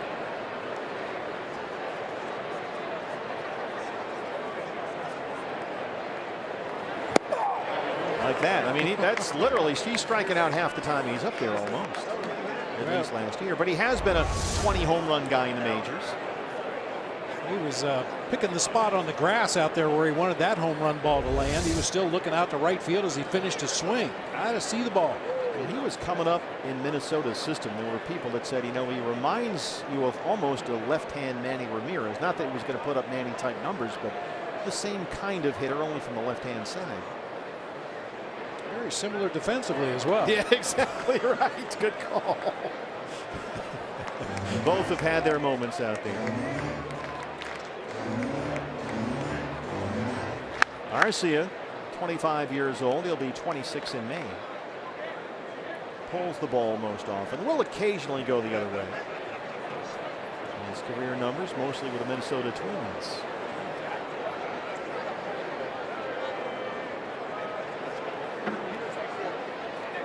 Last year he played for the Twins, the Rays, the Marlins, and the Padres all in one season.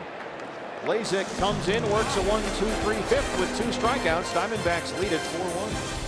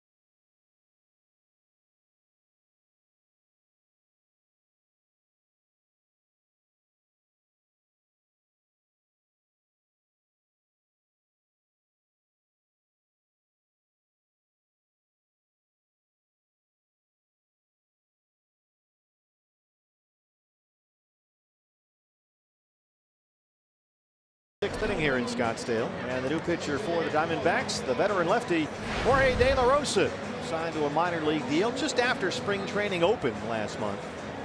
And the Diamondbacks certainly familiar with De La Rosa after 9 seasons for the Rockies. We talk about ease of spring training. Jorge De La Rosa with the Rockies last year in the clubhouse in right field. Now he just moves over to the clubhouse in left field. Pitched many games in this ballpark.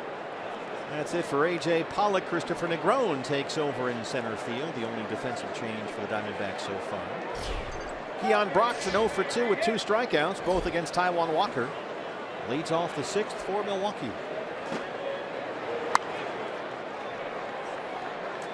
Torey Lovullo is adamant when asked about this earlier in camp. Jorge De La Rosa is not here to compete for a rotation spot. He is going to work strictly out of the bullpen, which is something relatively new for De La Rosa. He is the Rockies' all-time leader in wins and strikeouts. And that one got away a bit, 1-1. So we've seen Brian Mattis, another converted left-hand starter, turn reliever. Although Mattis has been in the bullpen for the last 4 seasons, this is, or will be, De La Rosa's first if he makes the club at the age of 35. He'll be 36, in fact, next month, just after opening day. And there's a spot for a guy in any team's bullpen that can give you multiple innings out of the pen. And certainly De La Rosa, given his history as a starting pitcher, should be a guy that Torey Lovullo, if needed, could call down to that bullpen and come in and give you 2, 3, 4 innings in relief of a starter that's been knocked out early. You got to have one of those long guys or a couple long guys down there in the bullpen just in case.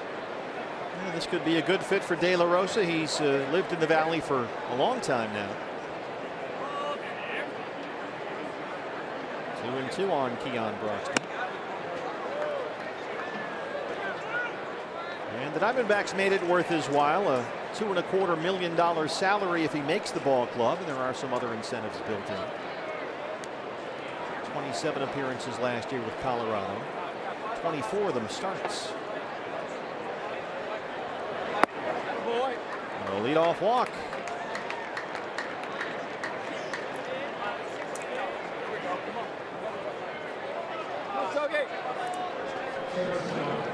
Eric Sogard, the shortstop, 0 for 2.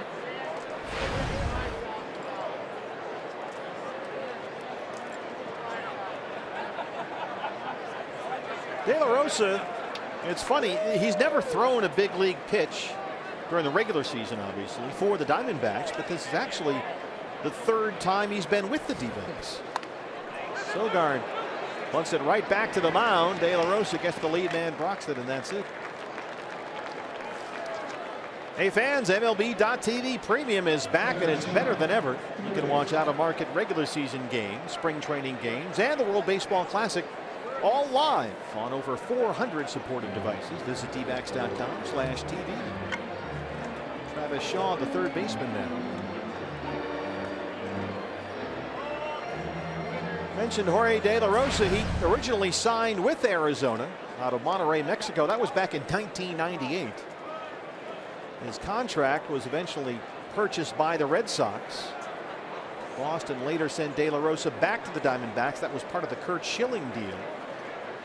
But just days later, he was quickly traded to Milwaukee in the Nucci Varner deal. Yeah, the big deal. I believe Richie Sexson also a minor player in that trade, but that was the Nucci Varner trade as it's come to be known. And now De La Rosa back as a D-back for the 3rd time. Shift is on.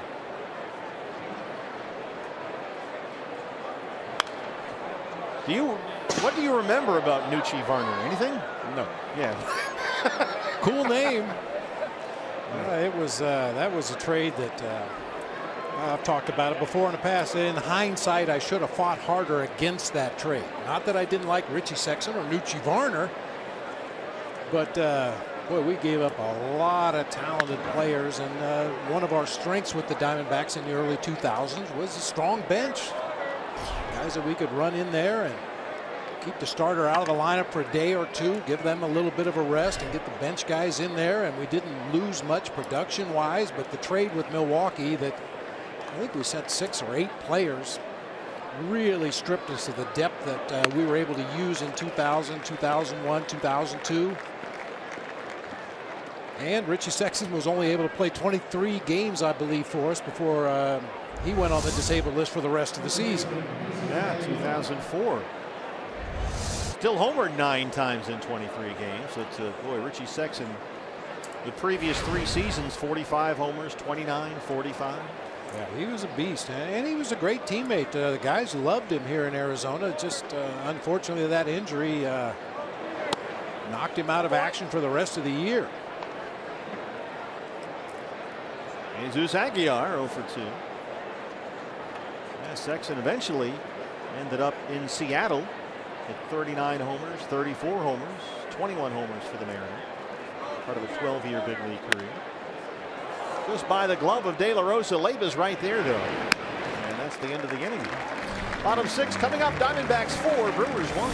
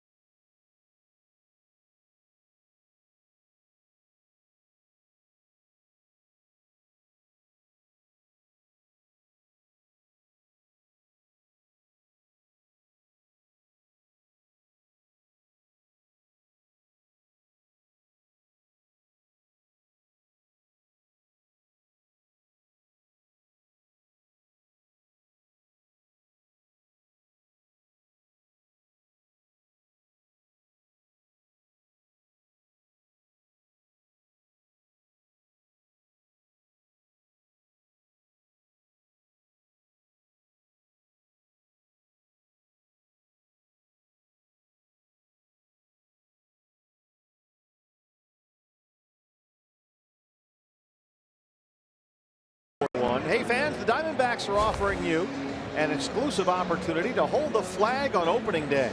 To enter, visit dbacks.com/holdtheflag. Now, you have to be 18 years old to enter, at least 18. Each winner will get a spot on the field to hold the flag, plus 2 tickets to opening day. And for another way to enter, be sure to watch Tuesday's game, D-backs and Rangers, right here on Fox Sports Arizona. Find out how you and a friend could win the chance to hold the flag on opening day at Chase Field. That sounds like a cool deal. Yeah, that's pretty cool. You're at opening day, you get the tickets, you hold some flags down there, be part of the ceremonies. Michael Blazek still the pitcher for the Brewers. Jason Pridey leads off the Diamondbacks 6th. Pridey had an RBI single in the first. He's 1 for 2.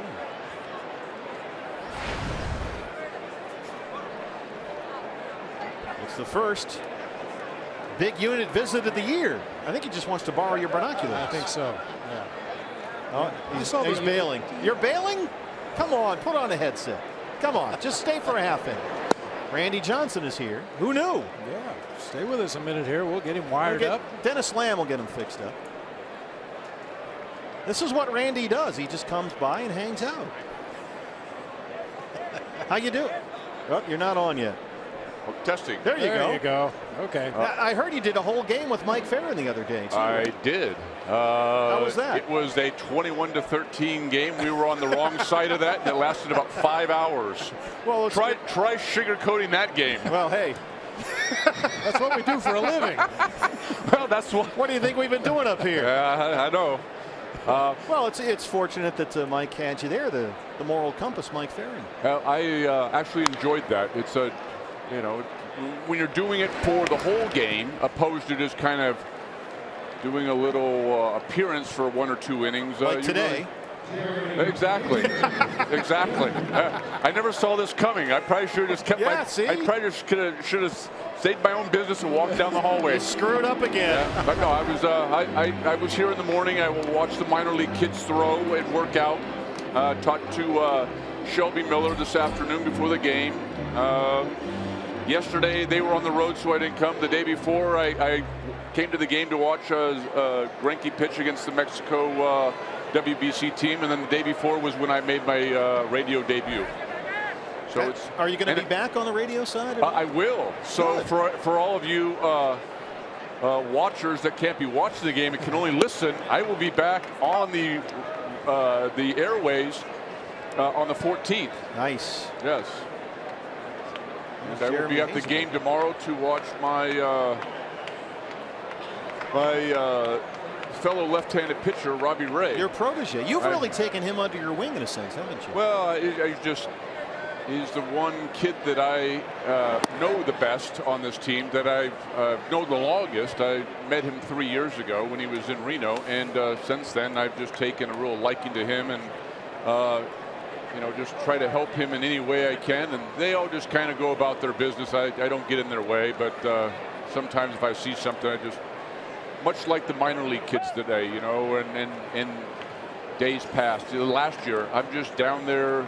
Hey, keep your shoulder closed. You're flying open. Nothing drastic or anything like that. I'm not here to step on anybody's toes. Just kind of help if I can. Well, Robbie Ray will pitch against the Giants here tomorrow afternoon. We'll have that game for you on the TV side. 1-1 to Jeremy Hazelbaker, joined in the booth by the big unit, Randy Johnson. This has popped up third base side. Might stay playable. In fact, it will. And there's Sogard. What did you see today from Taijuan Walker? Up here, boy, it sure looked good. It looked fantastic. I was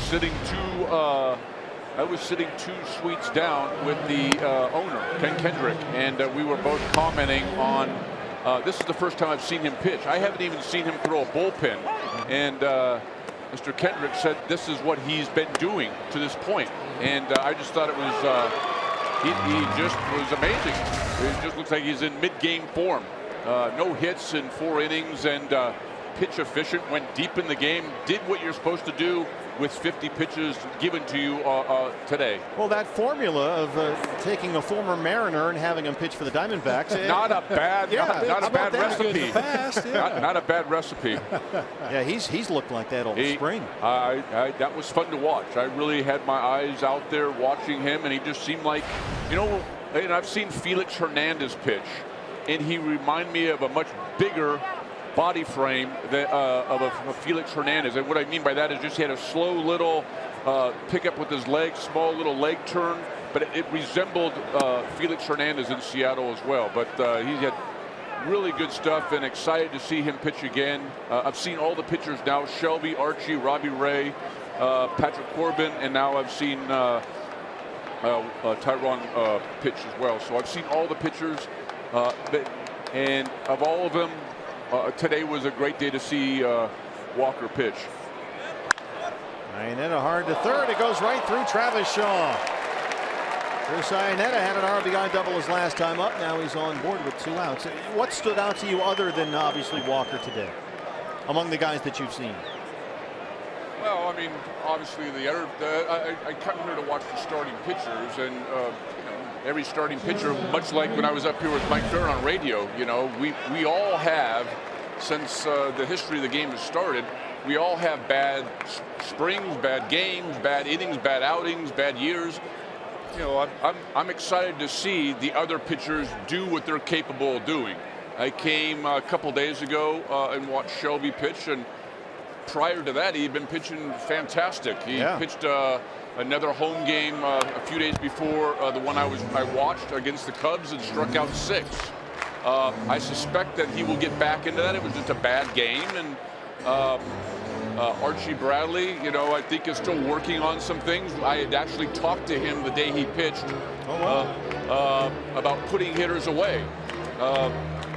He's getting ahead 0-2, 1-2, and me and Mike were even talking about that. And there's a situation where the count's 0-2, 1-2, just not the inability of that particular day of putting hitters away. So that's what I'm really excited about watching is these pitchers pitch. Nick Ahmed hits it over the head of Keon Broxton. Instead of being waved home, he will come in all the way from first. Ahmed is in there at third, and the ball goes into the seats, and he will come in and score. Your good luck. Well, try telling Mike that. try telling Farron that. You know, 2 days ago the score was 21-13. I don't even know if I'm going to be allowed to go back in the radio booth. It's the second time today, Bob, that Ahmed has hit the ball hard. Boy, smoked it to straightaway center field over the head of Broxton out there. Yeah, good relay. It looked like Nick was dead to rights there at third base. Kind of tried to hold up in the middle of a head first slide. Fortunately, no damage done. He was in safely, and when the throw got away and went up into the stands, he has himself a Little League home run. Should be a triple and an error, the second error on Milwaukee in the inning. And it's 6-1 Diamondbacks. Here's Domingo Leyba. Did you have good springs and bad springs? No, yeah, absolutely. Everybody does. You know, and I can remember springs down in Tucson where it may be a situation where I haven't even found my slider, and I'm one start away from opening day, and I haven't even really been throwing my slider that much. So I'm adamant about my last spring training, start just throwing sliders the whole game just to kind of get a feel for it, simply because I've been working on, you know, a changeup and fastball location and arm strength and holding base runners on and backing up bases and stuff like that. You know, And hitting and bunting and hitting and getting my secondary lead at first base. And I do miss spring training. But I think the biggest thing the fans should realize is the hitters and the pitchers are working on things, you know, reading pitchers, getting their arm strength up. I'm extremely excited about this year if everybody stays healthy. Do you want to stay or go? You don't have to. There will be lots of games that I'll be able to come up here. The great Randy Johnson. Randy, thanks so much.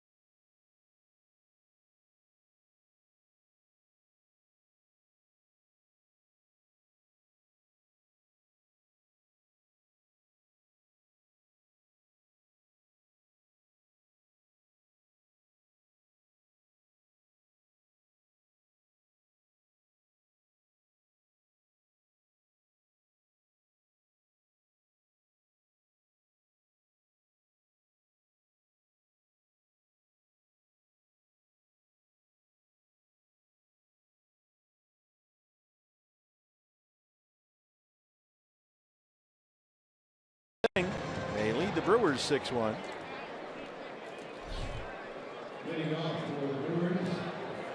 And we'll get those to you in just a moment. Kirk Neuenhuis, the DH, will lead off the Milwaukee 7th. Diamondbacks have out hit the Brewers 7-2. They lead at 6-1.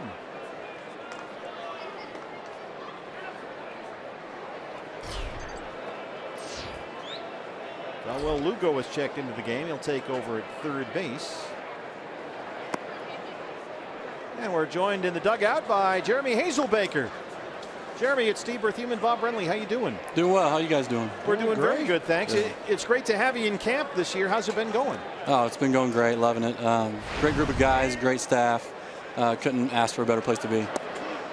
Tell us about your journey, Jeremy, because you've had quite a story, and I know you're Red Sox and then the Dodgers, and then you were at the at the roller rink for a while in Indiana, and then you ended up with the Cardinals. I mean, it's been quite a journey for you, hasn't it? Yeah, it's been a lot of ups and downs. That kind of sums it up for me, baseball-wise. But you know, I'm in a good spot now, so I'm happy to be here. But yeah, there's a lot of stuff that didn't go as planned, didn't go my way, but you know, that's part of baseball and part of being in this job. How much of an adjustment was it for you, Jeremy, to come into a spring training with a new ball club? Obviously, every organization has ways they like to do things, and a lot of things are very similar, but were there a lot of differences coming to spring training this year with the Diamondbacks? Not really. They, you know, the great thing about baseball and being with this group of guys here, especially, you know, under this management staff, is everybody gets it. Everybody knows there's going to be new faces rolling in at all times. So, you know, they really welcome you with open arms, and you kind of just hit the ground rolling.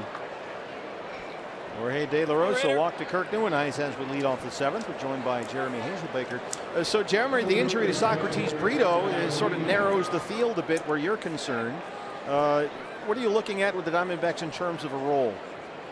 Whatever they need. You know, it's my job to be out there to fill whatever position they need. You know, great thing about me is I can play all 3 positions and, you know, come in for a pinch hit or defensive switch. You know, whatever kind of thing they need.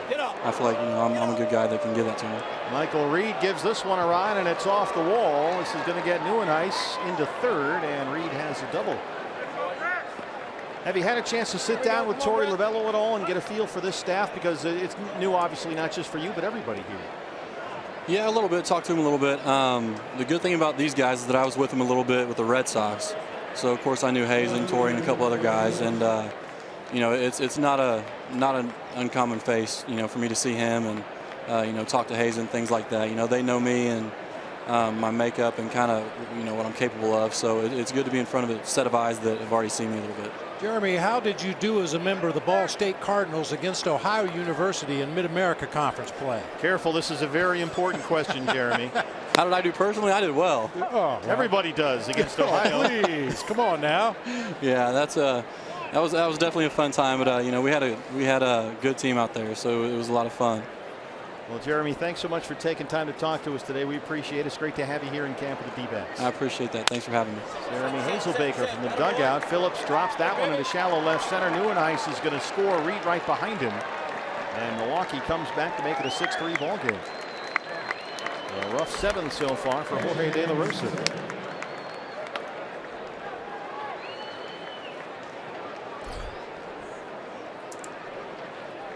Well, that'll make Brett Phillips laugh. A 2-run single. It should. There's Andrew Susak, the catcher.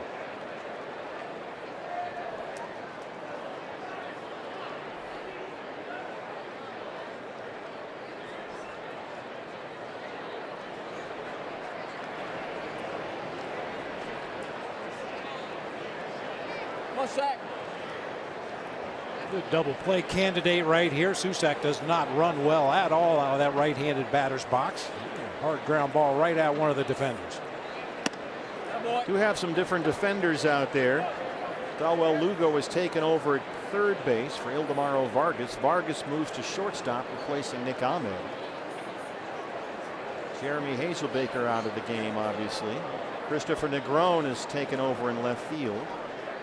He was in center, and Evan Marzilli has moved out to center. So Negron, Marzilli, and Arcia left to right in the outfield. Lugo, Vargas, Leyva, and Pridey the infield.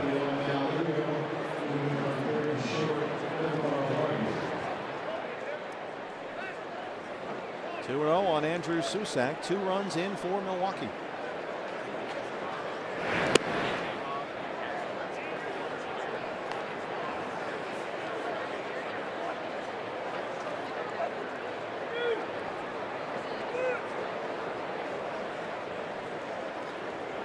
J.J. Hoover warming up with the Diamondback bullpen, the right-hander. De La Rosa out there for his 2nd inning of work.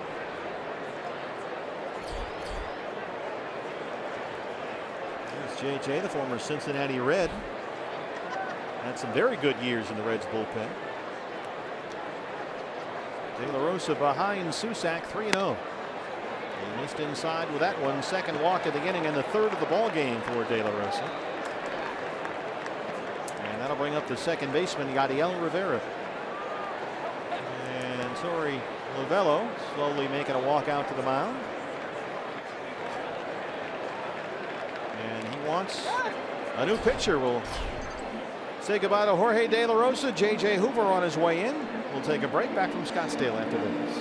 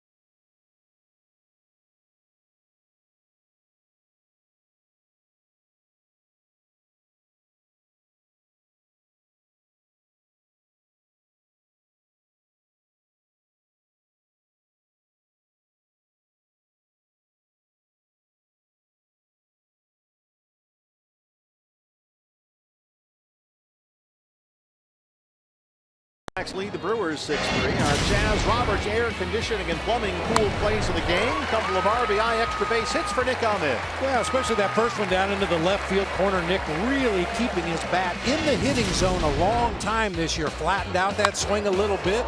Driving the ball with authority over the head of Keon Broxton out there in center field. Good offensive day for Nick today. He's had a good spring at the plate. He's got 3 doubles and a triple now. He's knocked in 2 runs today, and he is the author of our Chaz Roberts cool plays of the game. J.J. Hoover, the new pitcher, the right-hander.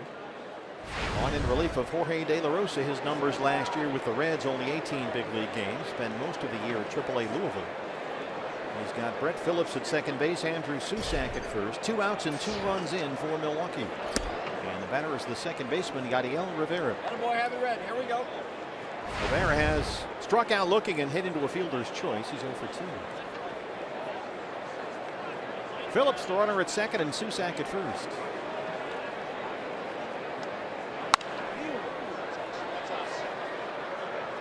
J.J. Hoover, the right-hander, 5 big league seasons, all with Cincinnati. Really had a setback last year. The velocity dipped suddenly. He gave up runs in 10 of his 18 appearances with the Reds and was pulled from a 40-man roster last August. Signed with the D-backs in January. 1-2 on Rivera.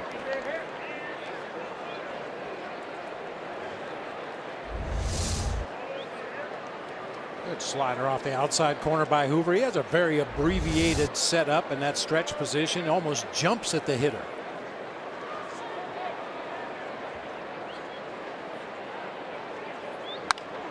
He had some very successful seasons as a setup man in the Reds bullpen. He opened last year as their closer, replacing Aroldis Chapman, but he struggled immediately. Lost that job 3 weeks into the season and is trying to get his career back on track here with the Diamondbacks. Ahead of Rivera 1-2, and he strikes him out.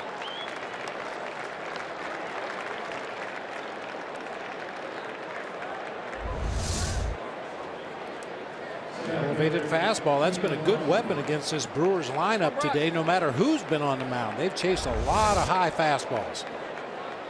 Neuenhuis walked to lead off the inning against De La Rosa. Reed doubled. Phillips a 2-run single. Susac walked. So Rivera the first out in the 7th. And here's Keon Broxton. He has walked and struck out twice.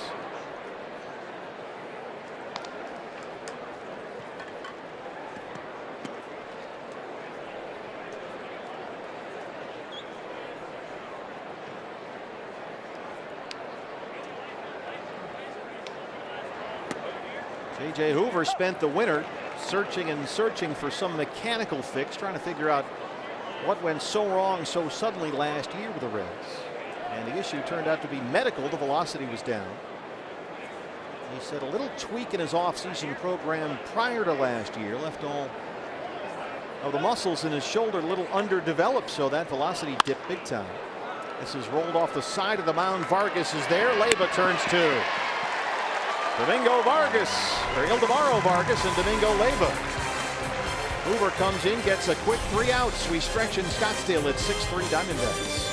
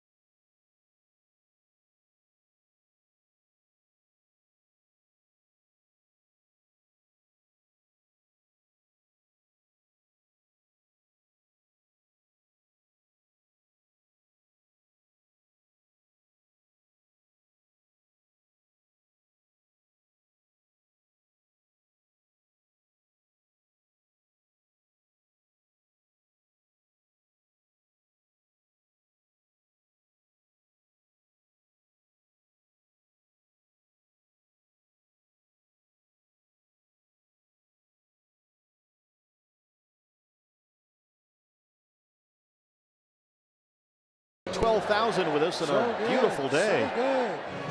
New shortstop for the Brewers, replacing Eric Sogard. That's Mauricio Dubon, number 92. They also have a new catcher back there, and Dustin Uhl. And the new pitcher is the right-hander Rob Scahill. Looks like we got 91 in center. We've reached that point where things go haywire.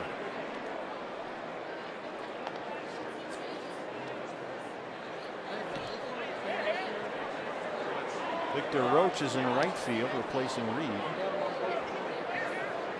Segovia in center, replacing Keon Broxton. And Dustin Uhl replaces Andrew Susac behind the plate.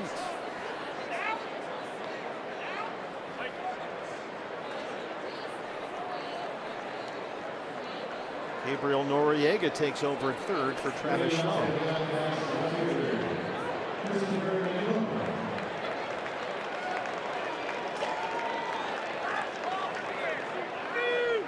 Christopher Negron leads off the 7th. He took over in center field for A.J. Pollock. A.J. 0 for 3 today.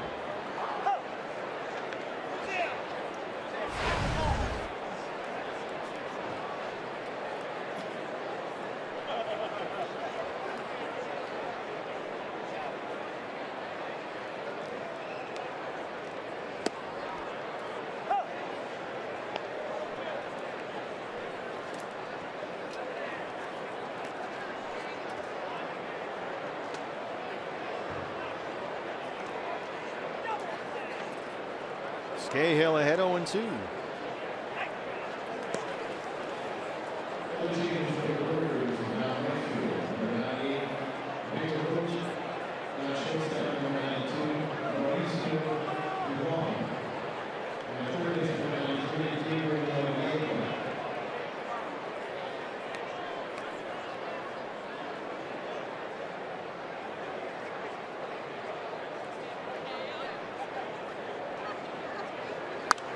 That's on a play. It'll stay 1-2 on Christopher Negron.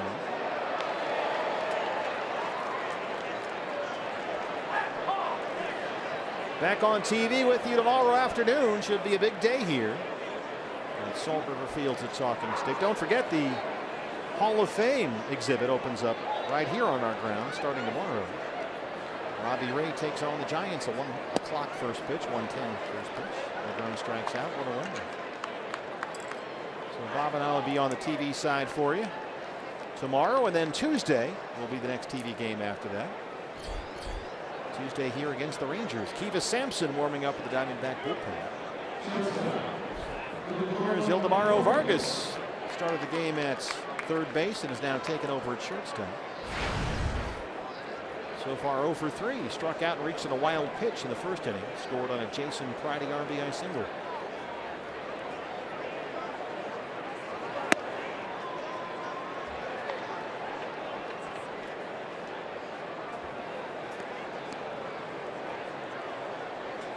Diamondbacks will play the Giants twice this weekend. Here Saturday, Robbie Ray starts that game. Then at Scottsdale Stadium Sunday, a 1:05 first pitch for Archie Bradley. Hard to third. Noriega gloves it and throws him out, 2 down.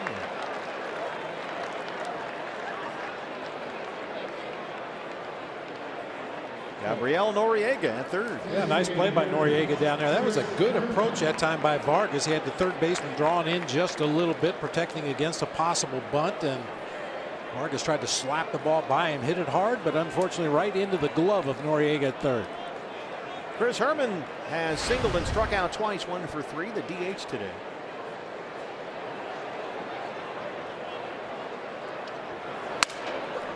Broken bat roller to second. Rivera's there.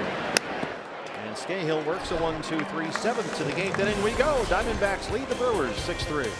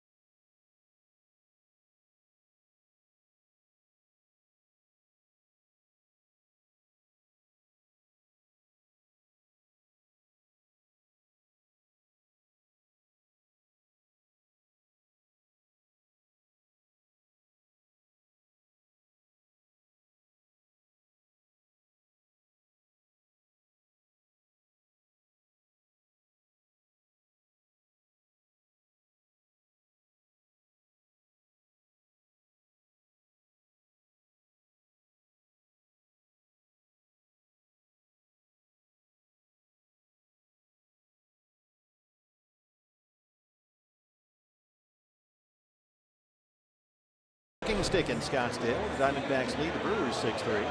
Hey fans, you can customize your own ticket pack with the D-backs mini plan. Get the best seats for the lowest prices, including lower level tickets for opening day and series against teams like the Indians, the Cubs, the Dodgers, and more. For tickets, visit dbacks.com/mini-plan. Kiva Sampson is on to start the 8th inning for the Diamondbacks, and defensive changes around him. I think we might see a game, Bob, this spring where Christopher Negron plays all 9 positions. It could happen. He's in there at shortstop now. The numbers last year with the Reds for Kiva Sampson. Negron has taken over at shortstop. So far today, he's played center field, left field, now shortstop. Jay Gobert takes over in left. Ildemaro Vargas replaces Domingo Leyba at second base. Negron at shortstop. Elwell Lugo still at third.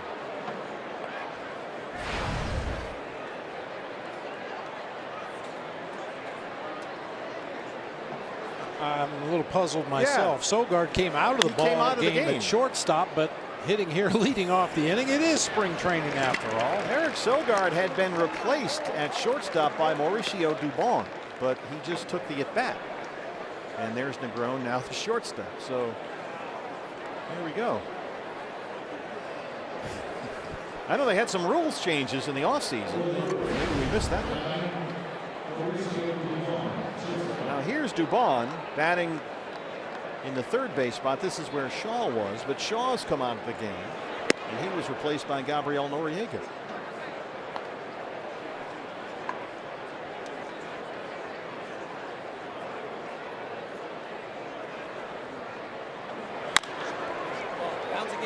High chopper, tough play. Ildemaro Vargas can't quite make it. And Dubon is aboard. Nice effort there by Vargas. That's really all he could do on that play. Try to smother it on that short hop and throw on to first for the possible out, but just couldn't quite get there quickly enough. That ball was bounced off of home plate high in the air up the middle. You got the second base bag coming into play there as well. Tough play for Vargas. Infield single, and a big power hitting first baseman Jesus Aguilar. 0 for 3. And he's grounded out 3 times.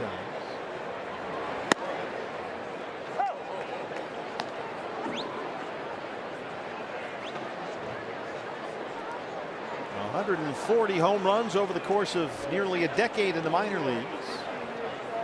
Hit 30 last year with the Indians AAA team at Columbus.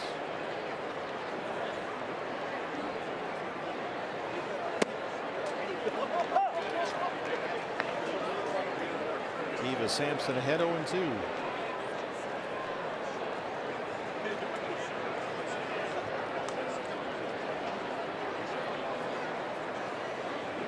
Oscar Hernandez, the new catcher behind the plate, placing Chris Iannetta.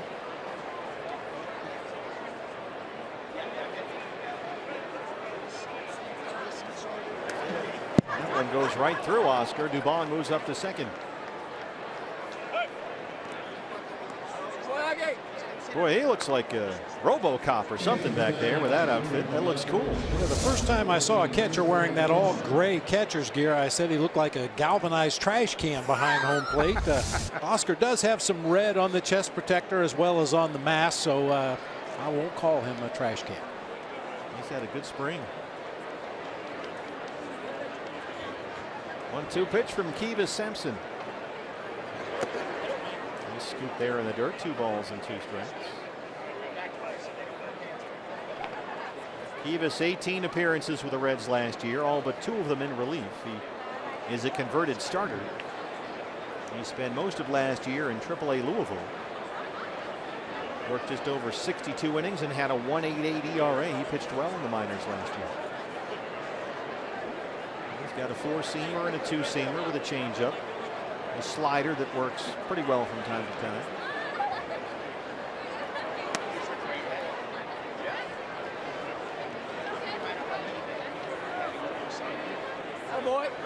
Full count to Aguilar, 3-2. Kirk Nieuwenhuis on deck. Nieuwenhuis homer to lead off the 5th.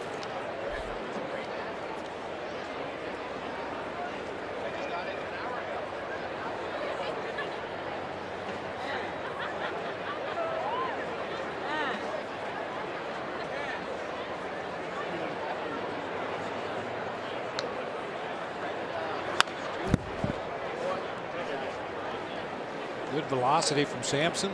Fastball sitting consistently in the mid-90s, can reach the upper 90s if he reaches back and tries to put a little extra on it. He's got a little spiked curveball in his repertoire as well that'll throw from time to time. He can get some bite on that pitch.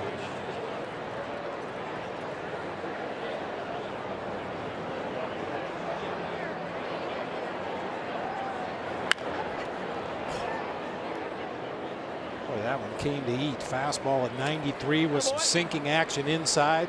That'll play. Yeah.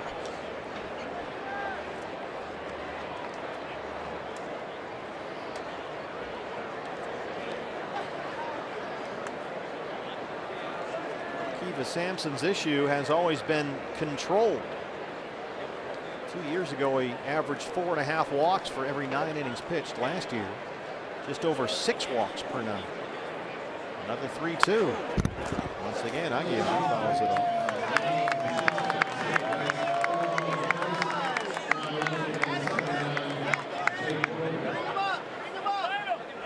Kivas Sampson, a 4th-round pick by the Padres in '09, out of high school in Ocala, Florida. San Diego waived him just before the 2015 season. And the Reds let Sampson go after 2 years last November.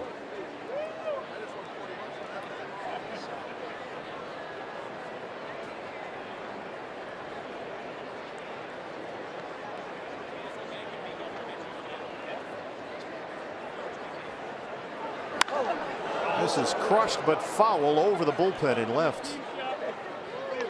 And onto the concourse. That was a big league foul ball. Aggie are just battling that fastball inside. Got jammed earlier in the sequence. That time got the barrel on it, but pulled a foul down the left field line. Should be set up for that slider away, maybe that spike curveball away. You definitely made him aware inside on the fastball. They set up away. Sampson just couldn't quite kick it. Negron at shortstop makes the play. Dubon in at third. Did come back with a breaking ball away there. Looked like that little tight slider and got a defensive swing from the hitter. Soft contact. That'll work.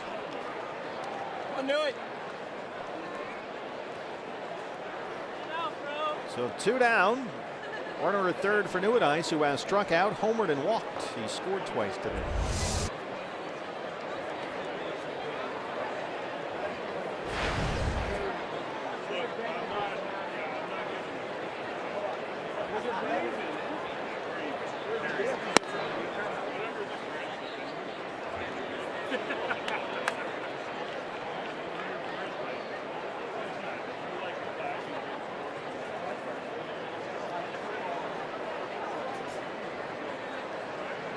Diamondbacks have the shift on. You can see Christopher Negron, the only defender on the third base side of the infield. Yeah, we had a similar situation the other day against Team Mexico with a left-handed pull hitter at the plate. The Diamondbacks played the defensive shift with a runner at third base, and nobody to hold that runner at third. Walk halfway down the line as the pitch is being delivered. And Negron can't stray too far away from that bag. Eva Sampson behind 3-0 on Nieuwenhuis.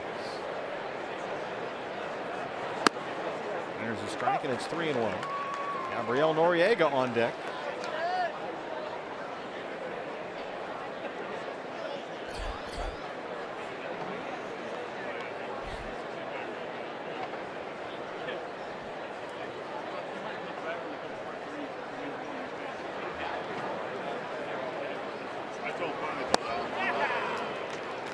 Swing and a miss. The count is full 3-2.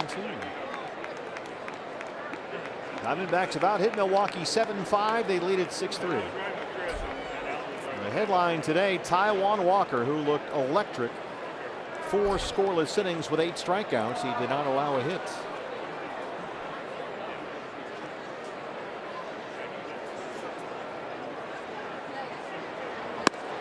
Eva Sampson behind 3-0 on Nieuwenhuis. Comes back to get the strikeout. Bottom 8 coming up.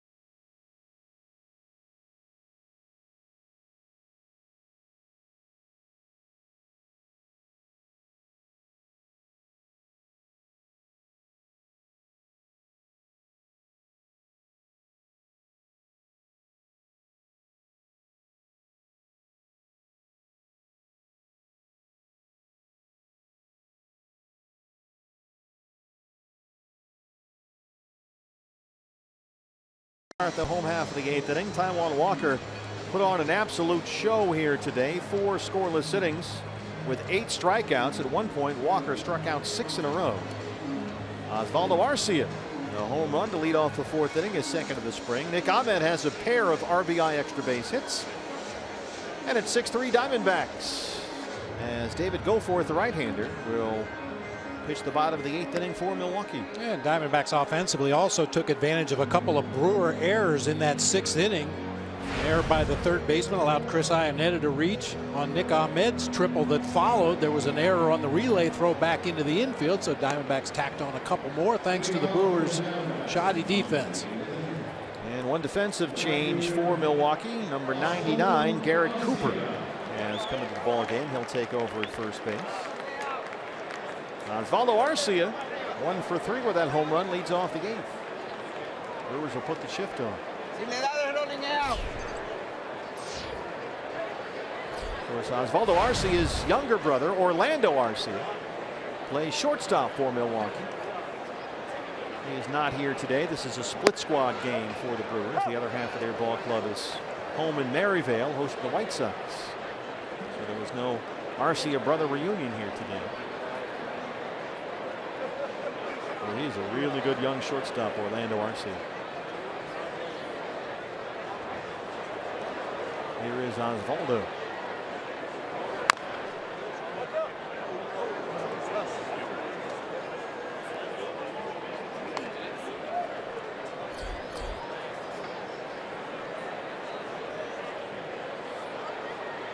Daniel Gibson, the left-hander, warming up at the Diamondback bullpen.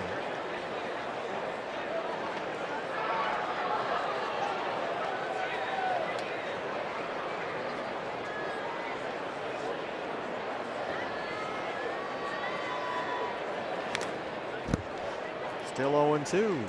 Jason Pridey on deck. Pridey had an RBI single in the first.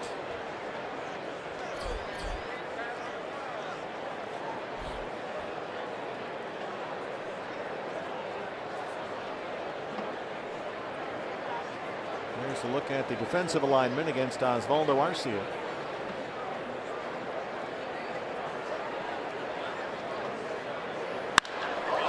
Here's another drive off the bat of Arcia. And what a catch at the wall by Roach. He's right there.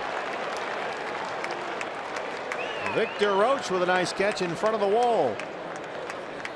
Maybe a little bit of topspin on that line drive to right field. Arcia really clubbed that ball, but Roach looked like he had a beat on it the entire time. Never took his eye off the ball. Makes the catch about a step in front of the barrier out there in right field. That ball was struck well. Second hard hit ball today for Arcia. Make it smaller. Jason Pridey 1 for 3. A single, an RBI, and a stolen base.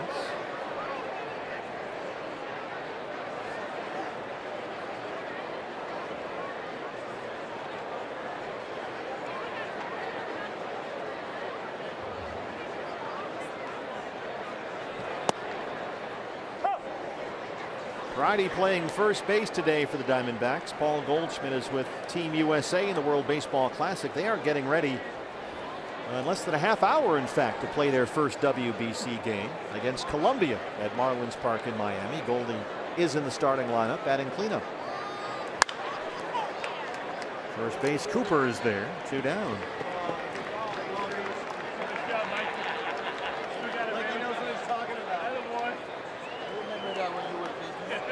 Dalwell Lugo now, the third baseman.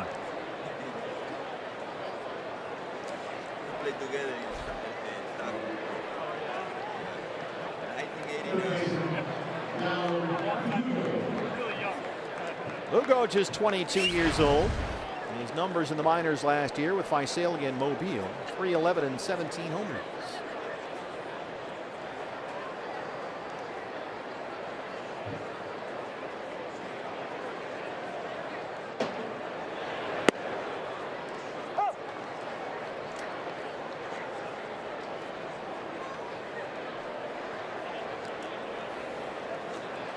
Oscar Hernandez on deck for the Diamondbacks.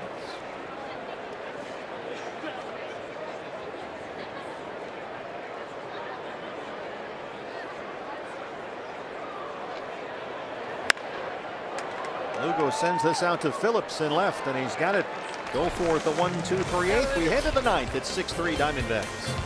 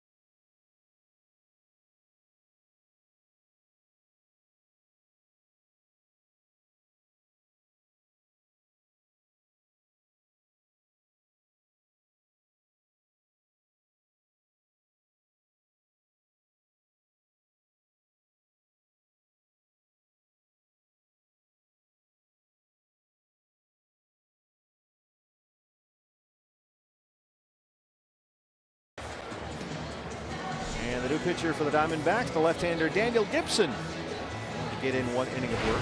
Got some defensive changes behind him. The numbers in Mobile and Reno last year, 6-1, and ERA right at 3.5. Solid season for Daniel Gibson last year, pitching today with Archie Bradley's beard. They're sharing it. A few defensive changes behind him. Kevin Crone has come into the game. He'll play first base. Stuart Imes, the new left fielder, and Jake Gobert has replaced Osvaldo Arcia in right.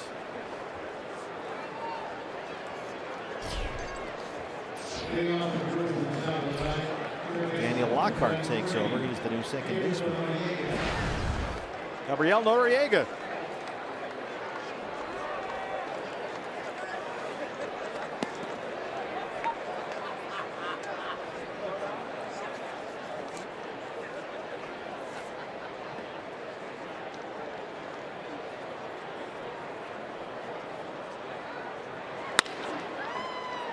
Shortstop for Christopher Negron. One away. Mentioned Daniel Lockhart in there at second base, wearing number 57, up from minor league camp. He's the son of former major leaguer Keith Lockhart. He used to actually, Daniel used to be with the Chicago Cubs, played with my son Michael a couple of different places. That's a good look at him. Come on, Brett. Brett Phillips, a 2-run single his last time up, 1 for 3. Shift is on.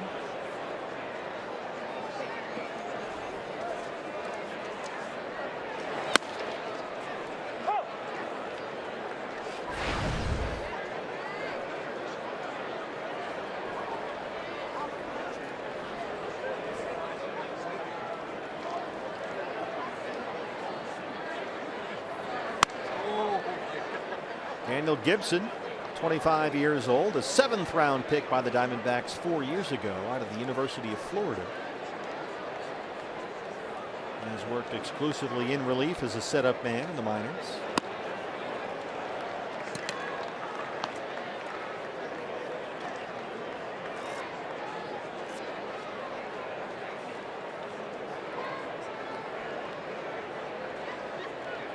Gibson began last year at AA Mobile. He was really good there. 1 earned run in just over 22 innings of work. But then went to Reno, and as many pitchers often do, got hit a little bit in the Coast League. And the control got away from Daniel a bit at Reno. He walked nearly as many as he struck out. Rule, the catcher, on deck.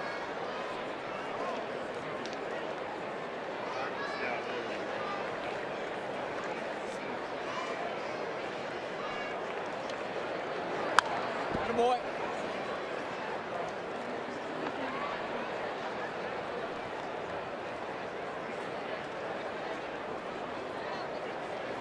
Now, that first go around in the Pacific Coast League can be a shocking experience for some pitchers. Now, there are a few ballparks in the Coast League that are very pitcher favorable. Heavy air, lots of rain, thick grass. But for the most part in the Pacific Coast League, it's arena baseball. Yeah, certainly at Reno. Yeah. Talked to Braden Shipley and some of the other guys about that, trying to pitch in the Coast League at AAA and trying to hit in the Southern League at AA. Yeah. Some of that heavy southern air with all that humidity and a lot of rain.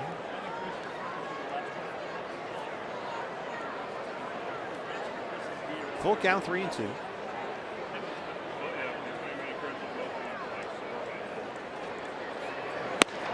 Called strike 3. Got him.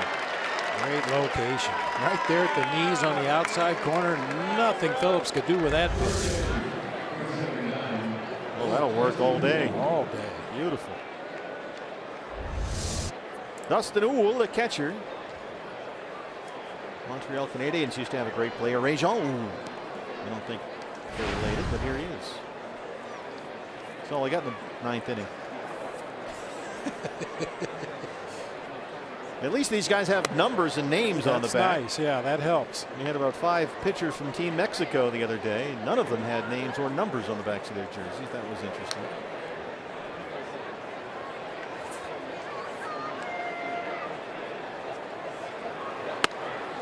Two more TV games coming up, fans, for you. Diamondbacks and Giants here tomorrow. We're on the air at 1 o'clock. Robbie Ray takes on the Giants. And we're back with you on the TV side Tuesday here against the Texas Rangers. Should be a lot of fun tomorrow. The Giants, to steal an NCAA football phrase, they travel well. A lot of fans come down from the Bay Area to watch the Giants and have for years and years. You walk through Old Town these days and all you see is black and orange. Folks in town to watch the Giants.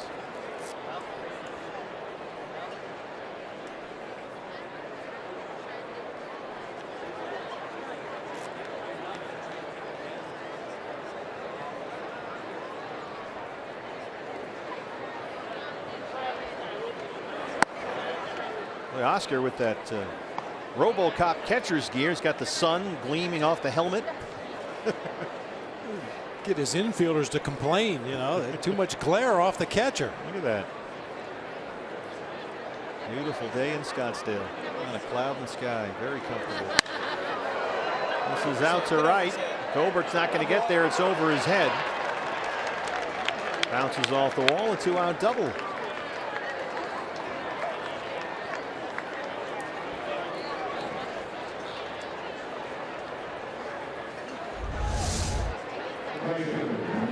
Really went down and got that one. That's not a bad pitch from Daniel Gibson down there below the knees over the middle of the plate, but ooh, gets the barrel on it, drives it all the way to the wall and right. And the hitter is Victor Roche, the outfielder. 4 homers in the minor leagues last year.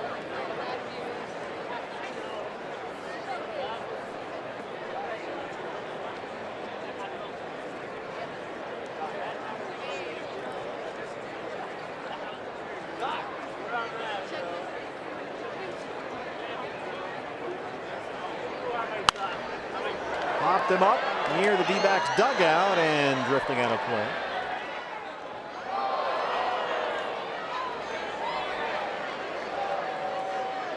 Robbie Ray gets the ball tomorrow against the Giants, and Diamondbacks play the Giants again Sunday at Scottsdale Stadium.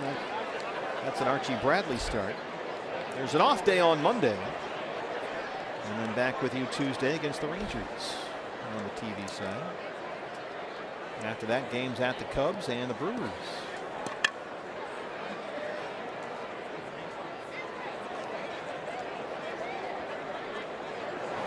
Have to get over there next week to see that Cub game on Wednesday. Any chance to get out to Sloan Park? That's a 7:05 a night game. Well, they've been packing them in at Sloan Park this spring. A lot of Cub fans all over the valley. Here's the OT. Just missed inside. Stu Sherwater says, That was a good pitch.